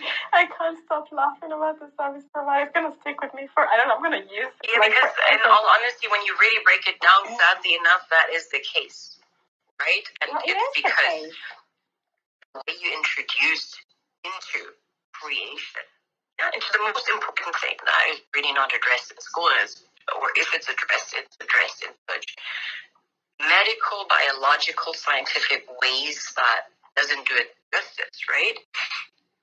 Everything else you kind of need to explore on your own, unless you really come from societies where you initiated by your mothers, grandmothers, spiritually, where you understand what you actually carry between your legs as a woman. But most societies do not teach that, because if they really teach that, probably every woman would be equipped with 2 bodyguards just to walk in the streets. Yeah, and you have cultures who are still doing FGM. What is that? Yeah. And actually there are women who are fighting for the continuation of FGM. I know. The programming runs deep. It does. And, the more you're talking, and, we started this conversation with, shifting the narrative of Africa, like how can we transform this continent? What are the tools we need? And, I just think it starts with healing, changing your perception, doing the work. There is no shortcut. When you talk about genetic what do you call it? Epigenetics. You're talking of hundreds and hundreds of years back. And, if we just go a few years back, not even hundreds, just a few years back, we're talking about colonialism. And then before that, we don't even have the record. A lot of rape during that time. Yeah.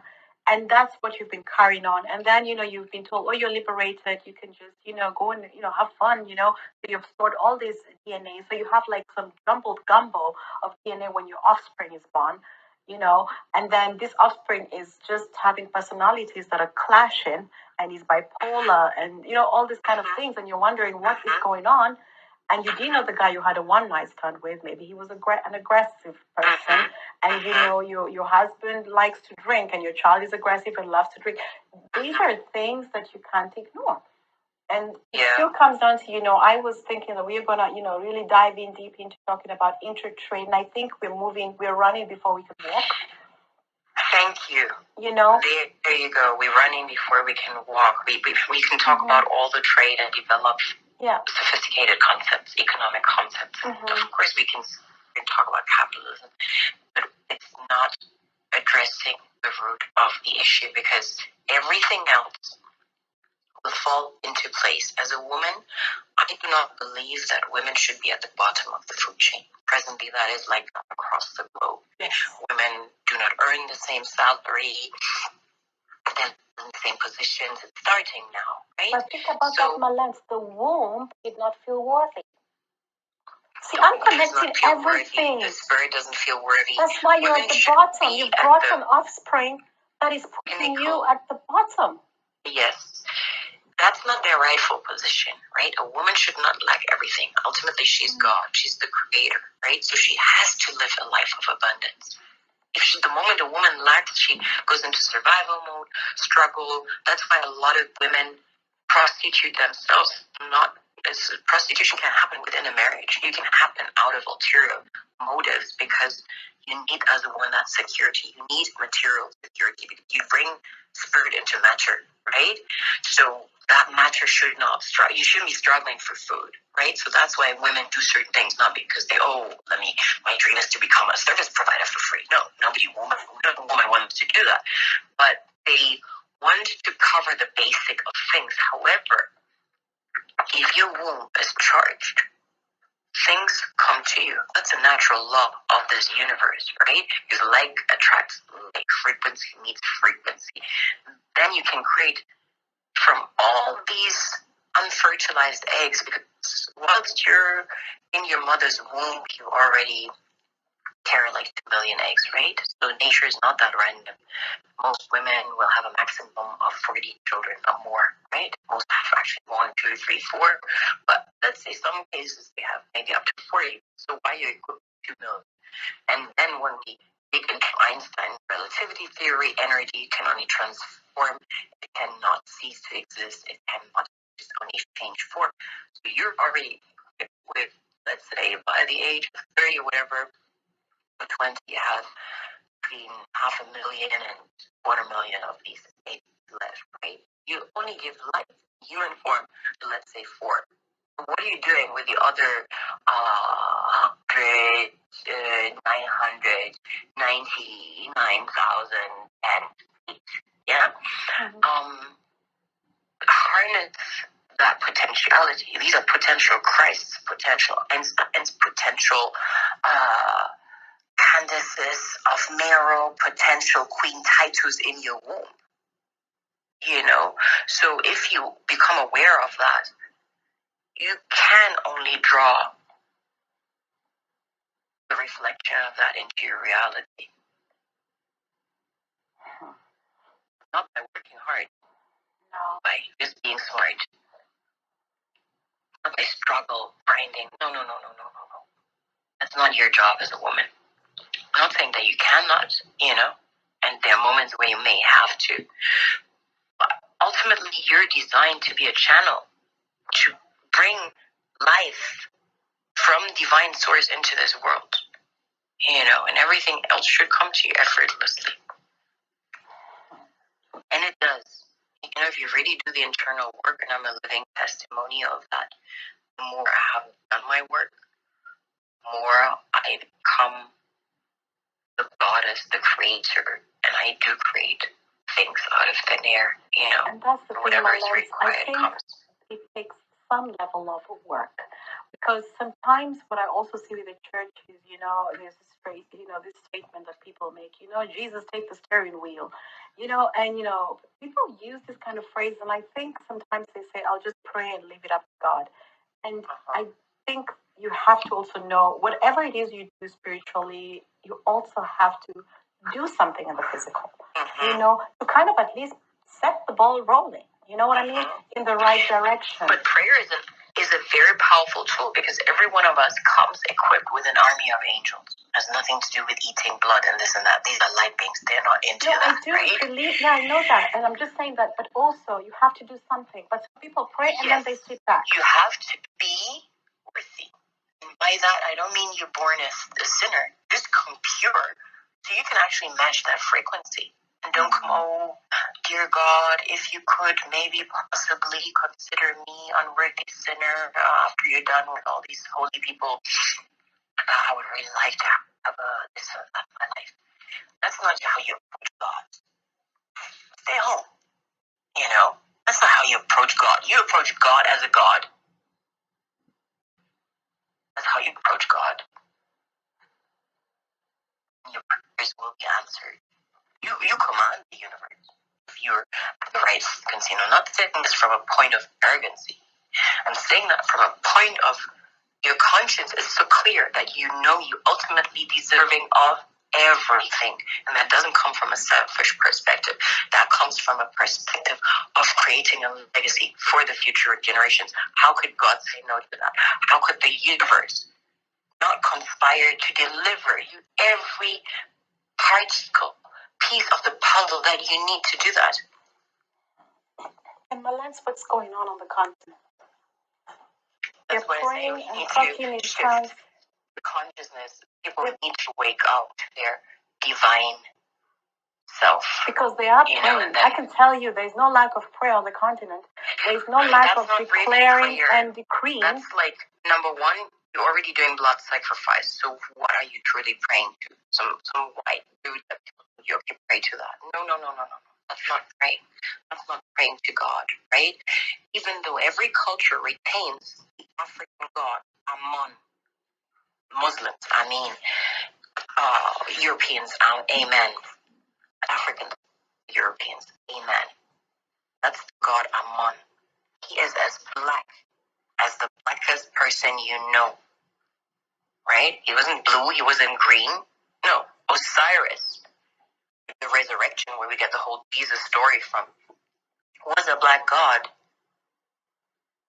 embodiment of the ultimate, the prime creator. Let's put it that way. Because the Son of God, what is that ultimately? You're a daughter of God, I'm a daughter of God. We all creations of that one supreme source, Amun, right? And whilst we have forgotten the origin and we just recite prayers, every prayer is addressed to that same God. But if you don't address the prayer with the consciousness of that God, then I'm not sure if that God necessarily will hear you, maybe. But I know if I pray with that consciousness, and this is kind of immediately answered, you know? Are they praying the wrong God? I don't think there is such thing as wrong or right. You make your choices, right? But your life is being a test of your inner state, right? And if you really go to church every Sunday and doing all of that and praying every morning, and if I live in a Islamic society, right? That wasn't always Islamic. I live in Egypt. So I see a lot of prayer happening. There's a lot of discipline. Well, I find this is actually a beautiful thing. If you just provide the shell, the framework, without the consciousness of where that stems from, you can pray all you want. Because number one, your vessel can't even hold that high frequency and vibration, because maybe you oppress your wife, you smoke 2 packets of cigarettes a day, most of them don't drink, but gluttony can have so many different forms, right? So you're not a pure vessel of channeling that energy, but that energy manifesting through you. Even if it wanted to come through you, it's like electricity. Once you put rubber in between you, you're an isolator, right? And but them having that discipline and focusing on God and spirituality 5 times a day, then you should have the most blessed lives, right? Yeah, that's what it should be like, yeah. But it's not always quantity over quality. It's really with which energy do you approach God, your source? Are you aware that that is your source? If your energy is one of, well, I'm supreme because I'm a man, then already you're not vibrating in the frequency of God. Number one, you didn't come out of a man. But if you go home and you treat that what you came out of as something lower than it actually is, then you're already not matching divine frequency. And so there's a lot of factors that play into that. Definitely, it's not the one that run to church or to mosque or whatever the most often, or pray at home the most often, that have the most divine life. So, maybe you should change your formula. It is those who do what? Come with a clear conscience, a clear vibration, a vibration that matches divinity, those who are gods themselves, and approach humanity like that, because vibration flows through you. You're actually a creator of positive reality for everyone around you, and for yourself, for getting yourself in the process, because I am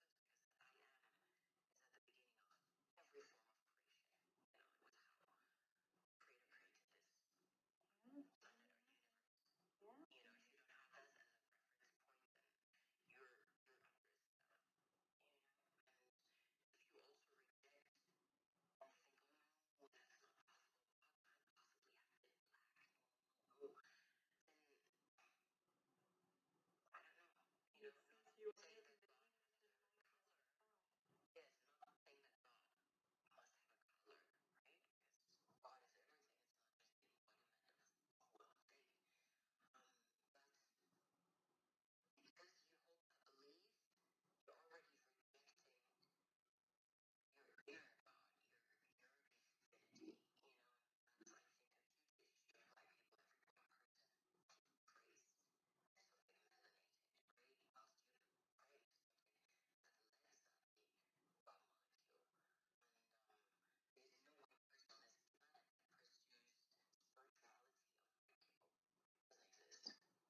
Amish. Maybe Amish. That's the only ones that is purely white. Others, millions and billions of people go to follow yoga, Buddhism, Christianity, which is originally Jesus was melanated, Osiris was melanated. Everything is rooted in. I have not seen spirituality coming out of Europe. I'm sure it existed here, but then based on what kind of grounds, when we look at Glastonbury, Avalon, and so on, why are these called sacred places? Because like the Holy Family went there, right? Like Jesus' wife went there, so we have Mary and people like that, melanated people that went there.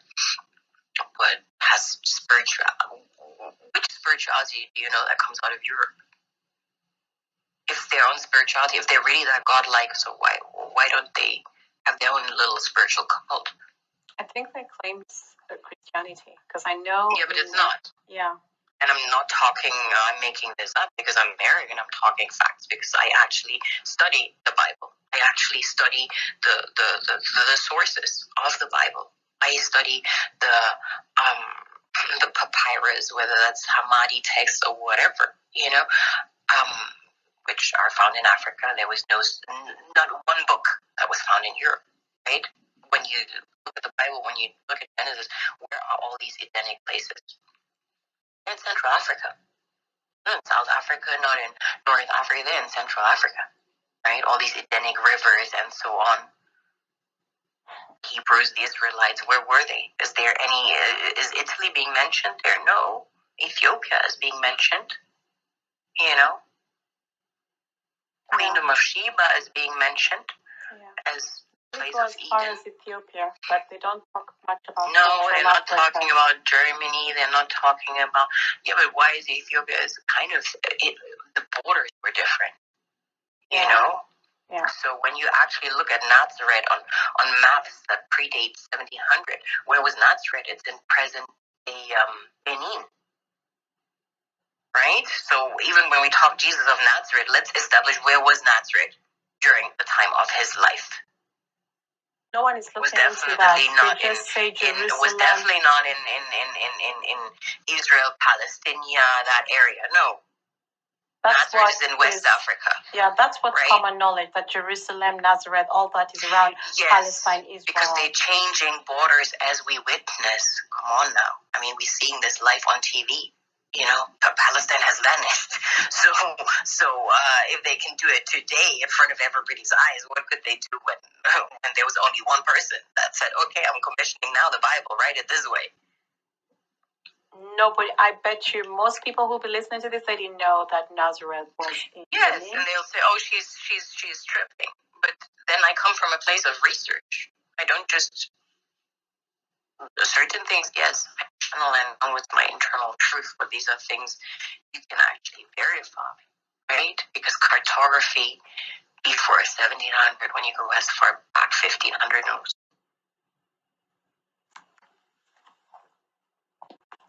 Gone?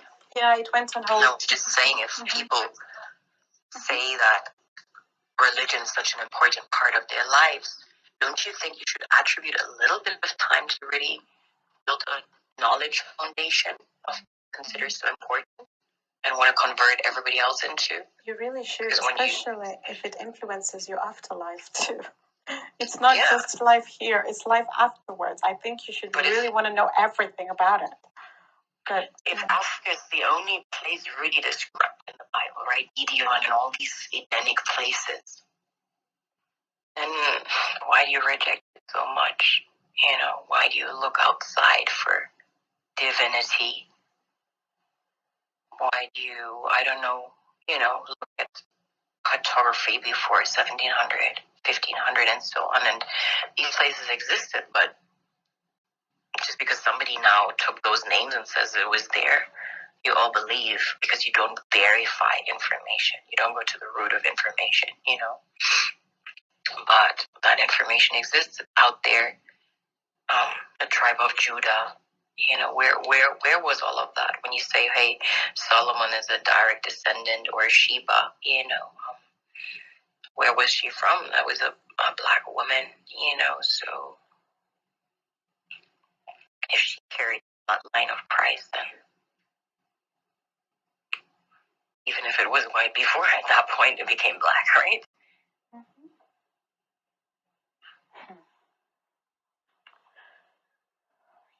I think it will take a hot second for, the continents to actually reconfigure, rearrange their history and their literature and their books and put it together and then begin. But, this is a good start.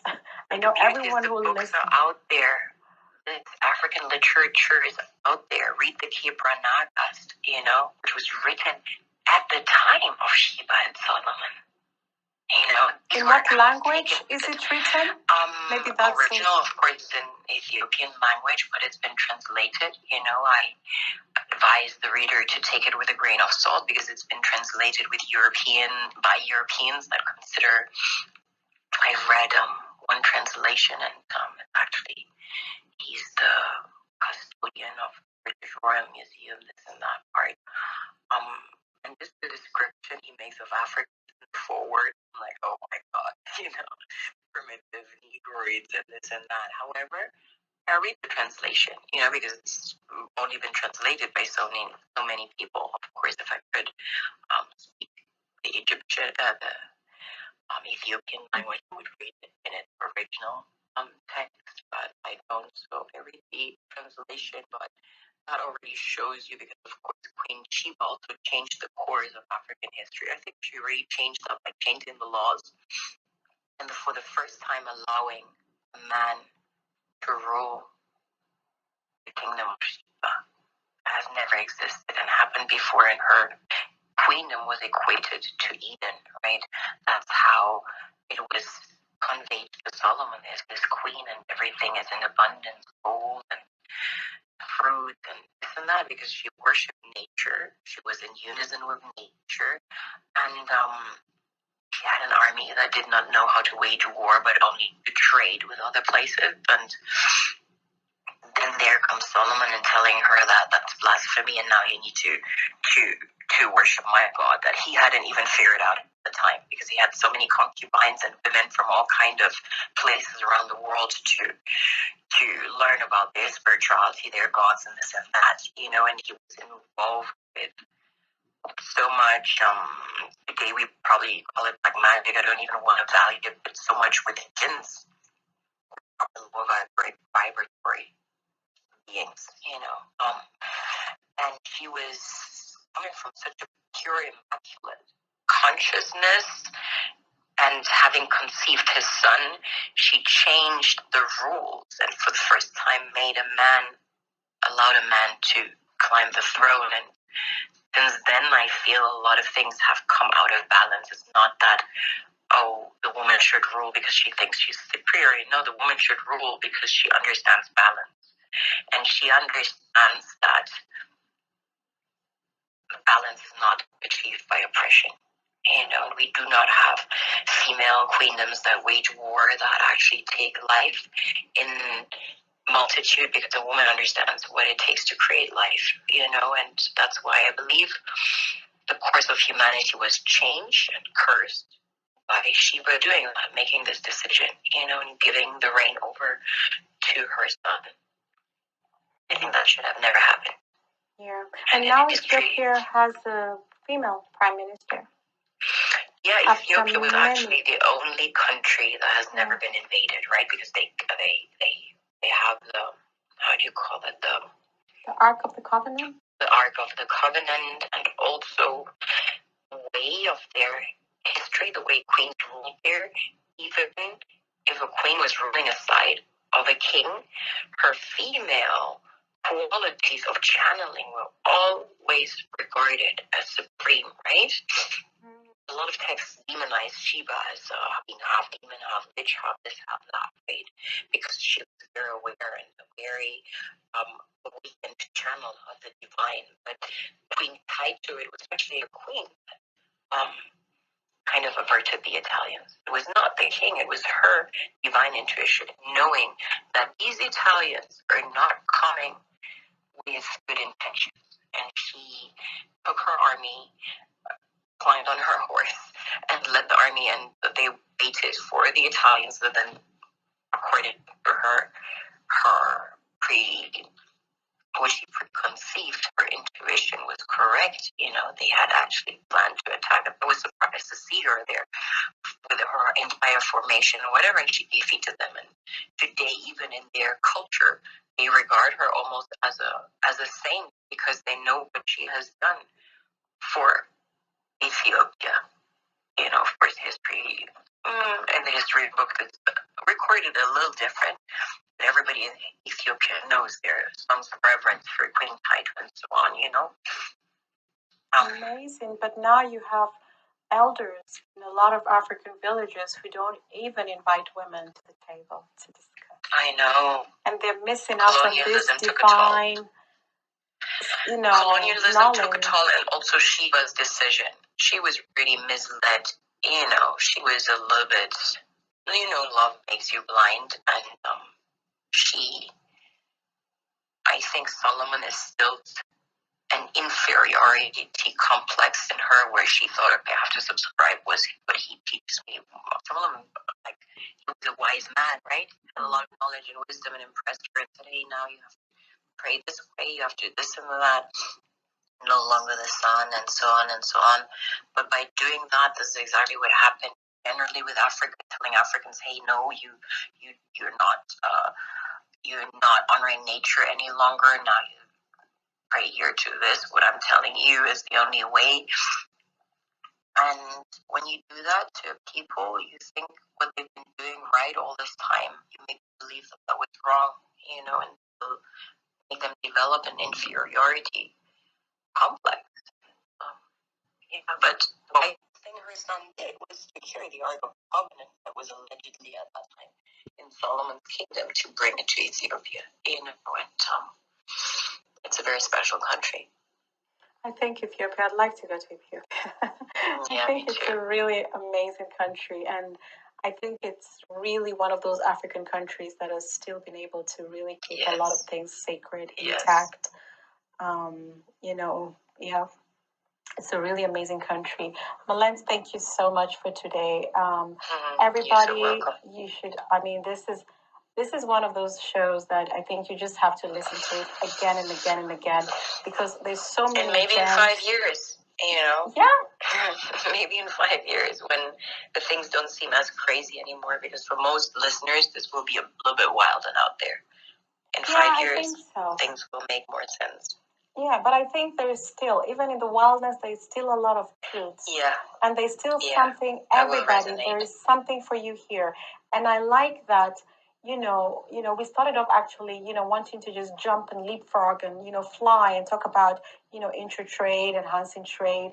But I think, and also we want to talk about, multi-currency, currency market. But what good is 5 million or 10 million in the hands of someone who doesn't know what to do with it? Yeah.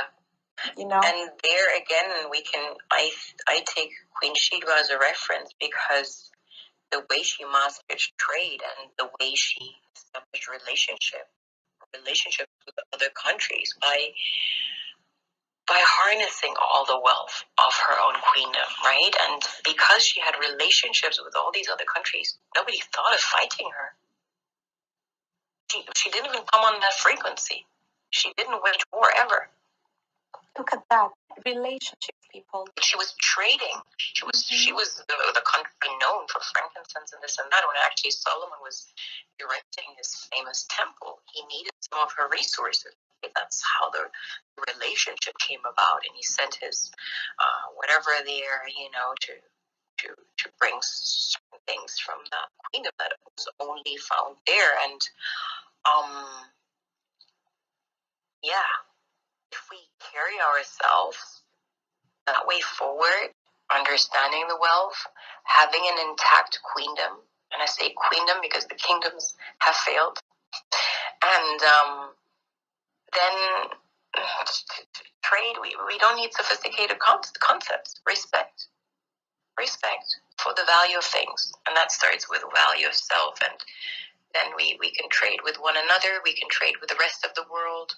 Trading with one another is really not that difficult. Trading with the rest of the world, that's that's where a lot of adjustment has to take place, because of course Europe presently deals with African commodities as if they're peanuts, right? And it requires the European empire to fall in order to adjust to the reality of things, and that will happen. Yeah, I think the continent also needs trust, Mallence. I think they need trust. In themselves, first and foremost. Yeah, because sometimes they when don't I trust see themselves. how, you hear people saying, I don't talk, I can't do this with Nigerians. I can't, all Kenyans are like this, and the Tanzanians are like this, and all these stereotypes and prejudices, they're all thrown in one bucket. And when I look, when I try to look and listen a bit closer at the conversations, I think there's a lot of trust that's lacking there. And from this show, Mallence, I'm always going to go back to the womb, because now I'm going back and thinking, where did the mistrust come from? If it's genetics, you know what I mean? Maybe it was when, different tribes. Oh, no, come on now. I love Nigerians. I have Nigerian heritage. Me too. But seriously, oh my God, you should know how people There's really also a reason talk. to the trust issues. I know. No. It says every Nigerian. No, I'm not talking specifically about Nigeria. I'm talking about the whole continent. Yeah, but you mentioned Nigeria telling this and that. It's like they've actually done some very wild business in a capacity that no other nation has done outside. And of course, given their peers at that name, and now it's on to make extraordinary effort internally to eliminate all these 419ers and shift things around, because they're still operating on a huge scale. So it's like. Our Nigerian listeners, shout out to you all. Yeah. Shout out to our Nigerian listeners, because we have them. I go to Nigeria all the time. I have a lot of Nigerian friends. I have a Nigerian family, so that holds also for Africans. If you need to correct your wrongs. Yeah, you need to correct. Yeah. Your people need to correct their wrongs, and Nigeria is a very big Nigerians country. in particular also need to correct their wrongs, because I think the same way we would have trust issues in doing business with Europeans, one rightfully has trust issues when doing business with Nigerians. Yeah. Mallence, before we slowly start to wrap it up, what would you recommend is the way forward? Yeah. Heal the womb. Every man, heal the womb of the woman around you, because you can literally manifest magic and every bit of wealth that you desire through her womb. And all women come into that realization that your womb is not just the cradle of humanity, not just the source for that, it's the source for everything you desire manifests from there, so. Ladies, heal you. No service provider going on up in this place anymore moving forward. Understand your value. And when you do understand your value, then naturally you will not behave like a service provider. If you've lived and cleansed yourself for, let's say, 3 years, we can just come by and, let's have a drink, and then afterwards go to bed. That just wouldn't work for you, because you understand the energy and that it took you to cleanse that part, and you understand how that part is a service to you, first and foremost, Yeah, as a wise lady told me once, you can't let everybody park in your garage. Yeah, exactly. That's what she said to me once. Exactly. Yeah, you have to be selective. Mallence, what can we do about, we talked about the older generation, it's kind of like, at this point, I agree with you, it's almost like they have refused to make the right choice. Not all. There's so much wisdom in the older generation. No, I don't mean like the ones in the leadership running the continent. The knowledge is out there. Everyone knows they know the right thing to do. At this point, you know the right thing to do. Yeah, but it's no longer an excuse where you have access to knowledge. You know about women doing, like in Kenya, I know 75% of the women are the ones growing the food, and yet the ones at the bottom of the totem pole. That is not correct. We don't have to tell you this is not correct. It's the food that you're eating every day. So surely you want to make sure that these women have what they need to grow healthy food, because you want healthy food on your table. You know what I mean? So at this point, I think you know what to do. And then, the older generation, like the ones I would say maybe 70 plus, I call them the wise ones, going upwards. Nobody really wants to listen. Everyone thinks they're too old or they don't know much. And, I say they know a lot, but people have to listen. It's a library. It's a library. And in Africa, we don't have the culture of writing down things. Yeah. It's an orator kind of, transfer of knowledge. So you sit down, have dinner, and that's where you're getting your knowledge. So go for the dinner. Go for the dinner, make time, to sit with the old people. But now... Or become a custodian of that knowledge, when you have the tools to actually make it into a video, make it into a movie, make it into a book, an ebook that can be shared. You don't need a publisher for any of these things. It's not, we're in that day and age where you at your fingertips, you can do all of these things, and understand everybody can make a contribution. Sometimes it takes maybe 3 weeks out of your life, to record the story of that wise elder or that wisdom or everybody can make a contribution. And this applies to all our listeners across the world, because I know we have listeners in India, Sri Lanka. Y'all also have a wealth of knowledge, Extremely. So, do what you can do like we're doing now. You just record it, have the conversations.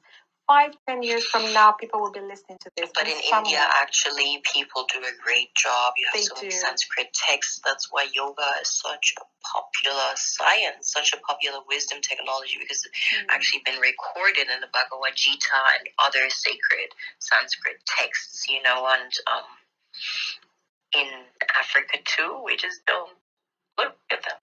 I think I agree with you because, you've been talking about all these different texts that, most of us haven't. I've not heard about the one you just talked about, Queen Tatu. I never knew about that text. Yeah, Queen Tatu, you have to dig a little bit. Yeah, there's a beautiful song that an Ethiopian artist made, and so on. And definitely the Kibra Nagas that should be the Bible for Africans, because it's a prehistoric or a historic text. Yeah. Written by contemporaries of that time, not like 200 years later. Take account of this. And then, of course, the book of Come Forth by Day, that's what every melanated person should know inside out. It's not the Bible that you should read. You should read the original scriptures, which is the book of Coming Forth by Day, wrongly translated as the Book of the Dead. Yeah, that will put people off from the title. It puts people off, especially if you come from a religious Christian background. Yeah, it's actually coming forth by light, by dawn, by day. That's the real translation of it. And you'll find so many passages in there that have just been copied, one-on-one. Yeah. The children, Mallence, the youth. You work with the children in Sierra Leone, FREETOWN. What can we do to, maybe, should I say, harness the future leaders, or should I say, I'm trying to find a way that we can harness their talent. I don't know how to put it, but what can we do about these youth? Maybe become more passive, and by that I mean less indoctrination, because we push them. They come as divine gods, right? And then we push them through systems of lack and systems of indoctrination by the school system that prevails in Africa.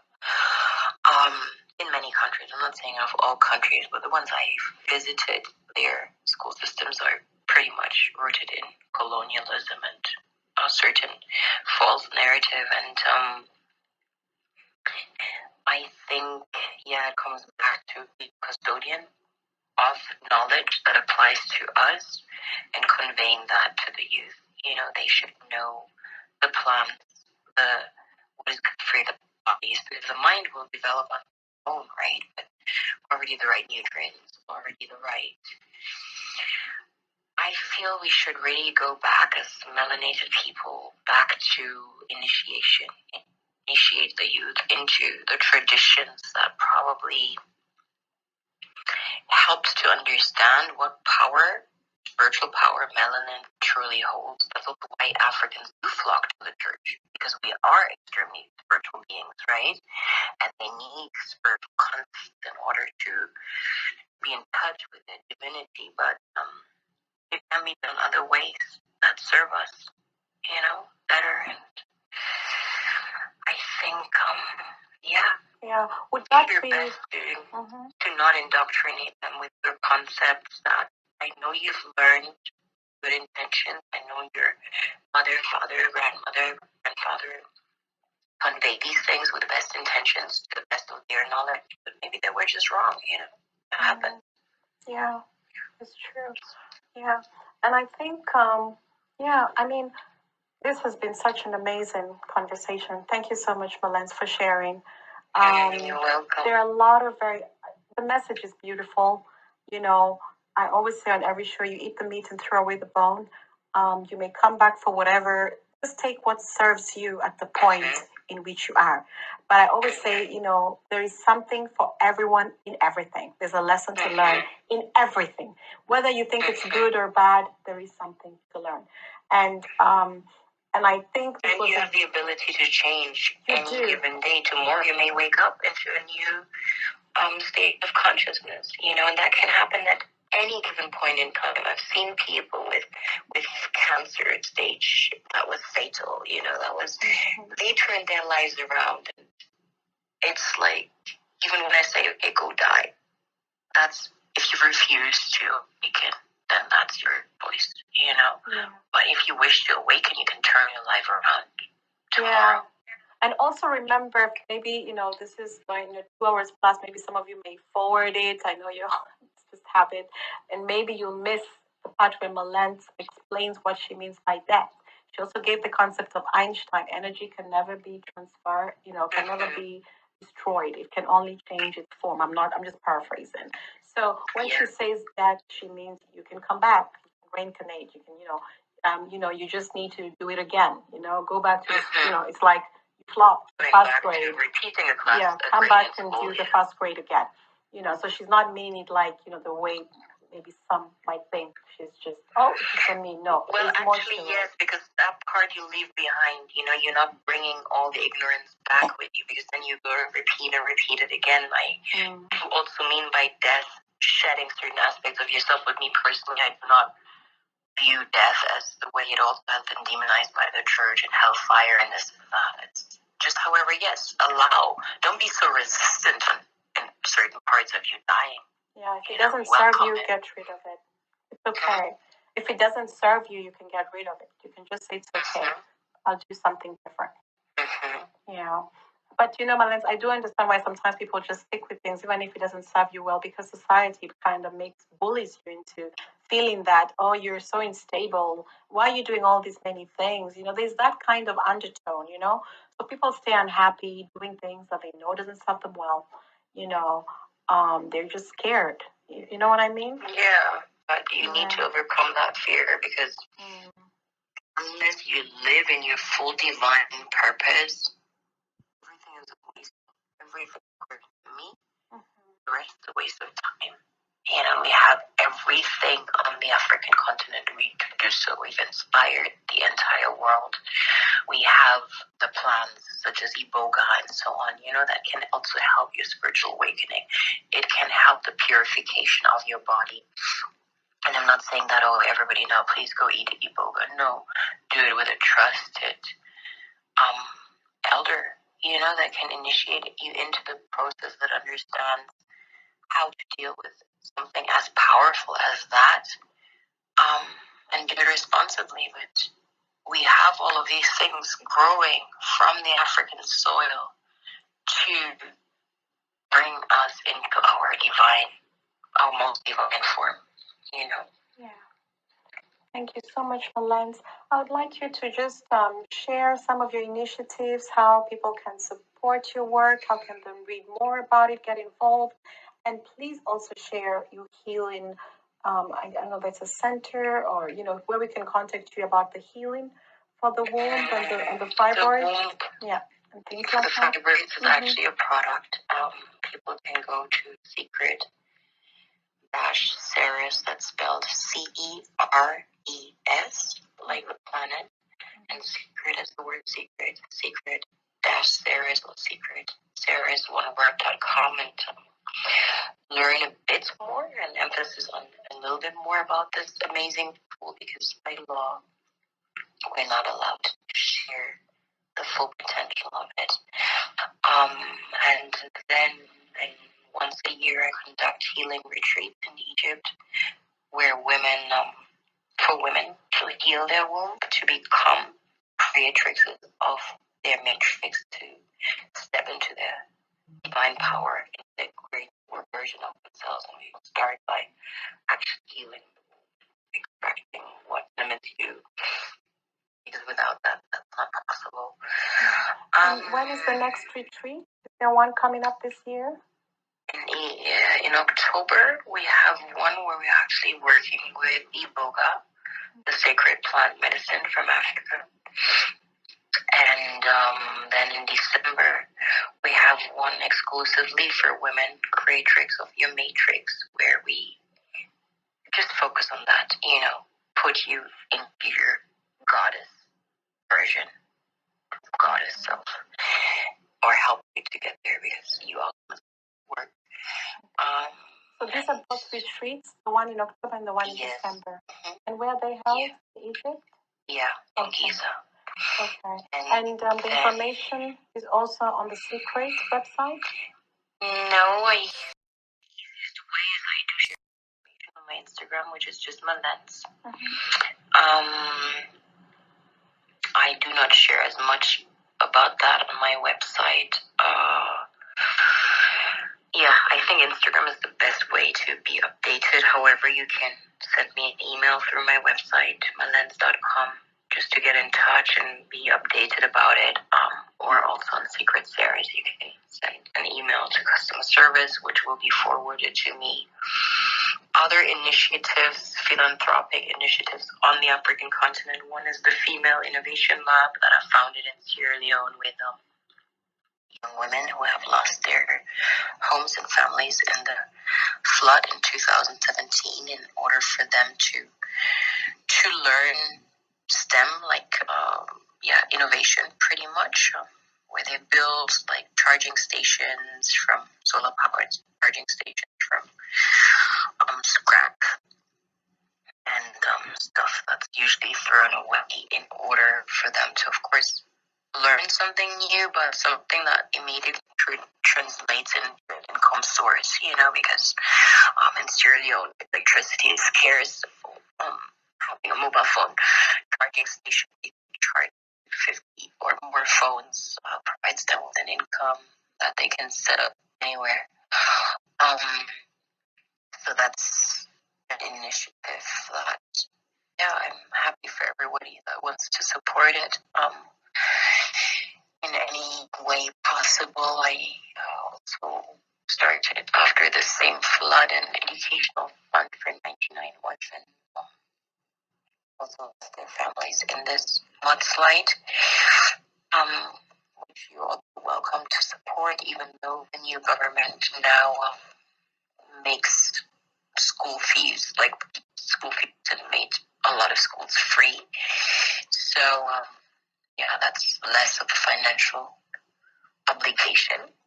But they still need supplies. Mm-hmm. Books and things like that. And also it would be nice to have some food in the schools. Because that's the same in Kenya, because I also work with girls. The tuition is free to a certain extent, but there's administrative fees. Uniforms, all of these food, things. Books. So still, if your cup is overflowing, please spread the love. So most of my initiatives, they're rooted in that, even with a product that heals women's womb. A part of the proceeds funds an orphanage boarding school that we've built at home to 500 orphans. That's in Asia. So there's really nothing I do, but I don't utilize it as a tool to instill balance work, Yeah. Thank you so much, Mallence. Everybody, this was Mallence Bart-Williams. The website where you can read more about her work is www.mallence.com. So go over there and share some love. Also, please go and show her some love on Instagram. And, if you have, please share. It's always good to kind of spread the love and, don't take from your babies, but you can still contribute if you have a little bit extra. Because again, we don't want that kind of energy. But I think most of us sometimes, have some extra. So feel free to contribute. If we have listeners from Sierra Leone, please reach out and connect with Mallence on the ground, because I know sometimes when you're connecting from Africa, it can be a bit more complicated. And if you don't have the money, but you have extra books, extra pens, paintings, even computers, then please reach out to her and, just drop them off at the Innovation Lab. Because Mallence, that's what I do, if with Kenya. Because sometimes, it's complicated, donating money from Africa, India, the charges, the fees, and all that. But sometimes people want to help. So if you're there, please go ahead and, reach out and just drop the stuff. That also is very valuable. Yes, it is. Yeah. So everything can be used. Thank you so much, Mallence. Thank you. Yeah, I also want to make a formal invitation to the TWOW Conference 2020. It's in February, I think 20th, around that time. But I think it's quite a bit of details. I think I'll share that with you offline. And and we can do it. We can just go through the brochure and just go through some of the talks and the workshops and the marketplace, so that you can see what is interesting. Is that okay? Nice. Yeah, sure. Yeah. Thank you so much, Mallence. Thank you, everybody. You're so welcome. With pleasure. I will be uploading this in the next coming days, so y'all should be able to listen to this. And feel free to share. Yeah, please send me the link. Yes, I definitely will. Sure. Yes, and this is also going to be available on iTunes and on player.fm. Thank you, everybody, and goodbye.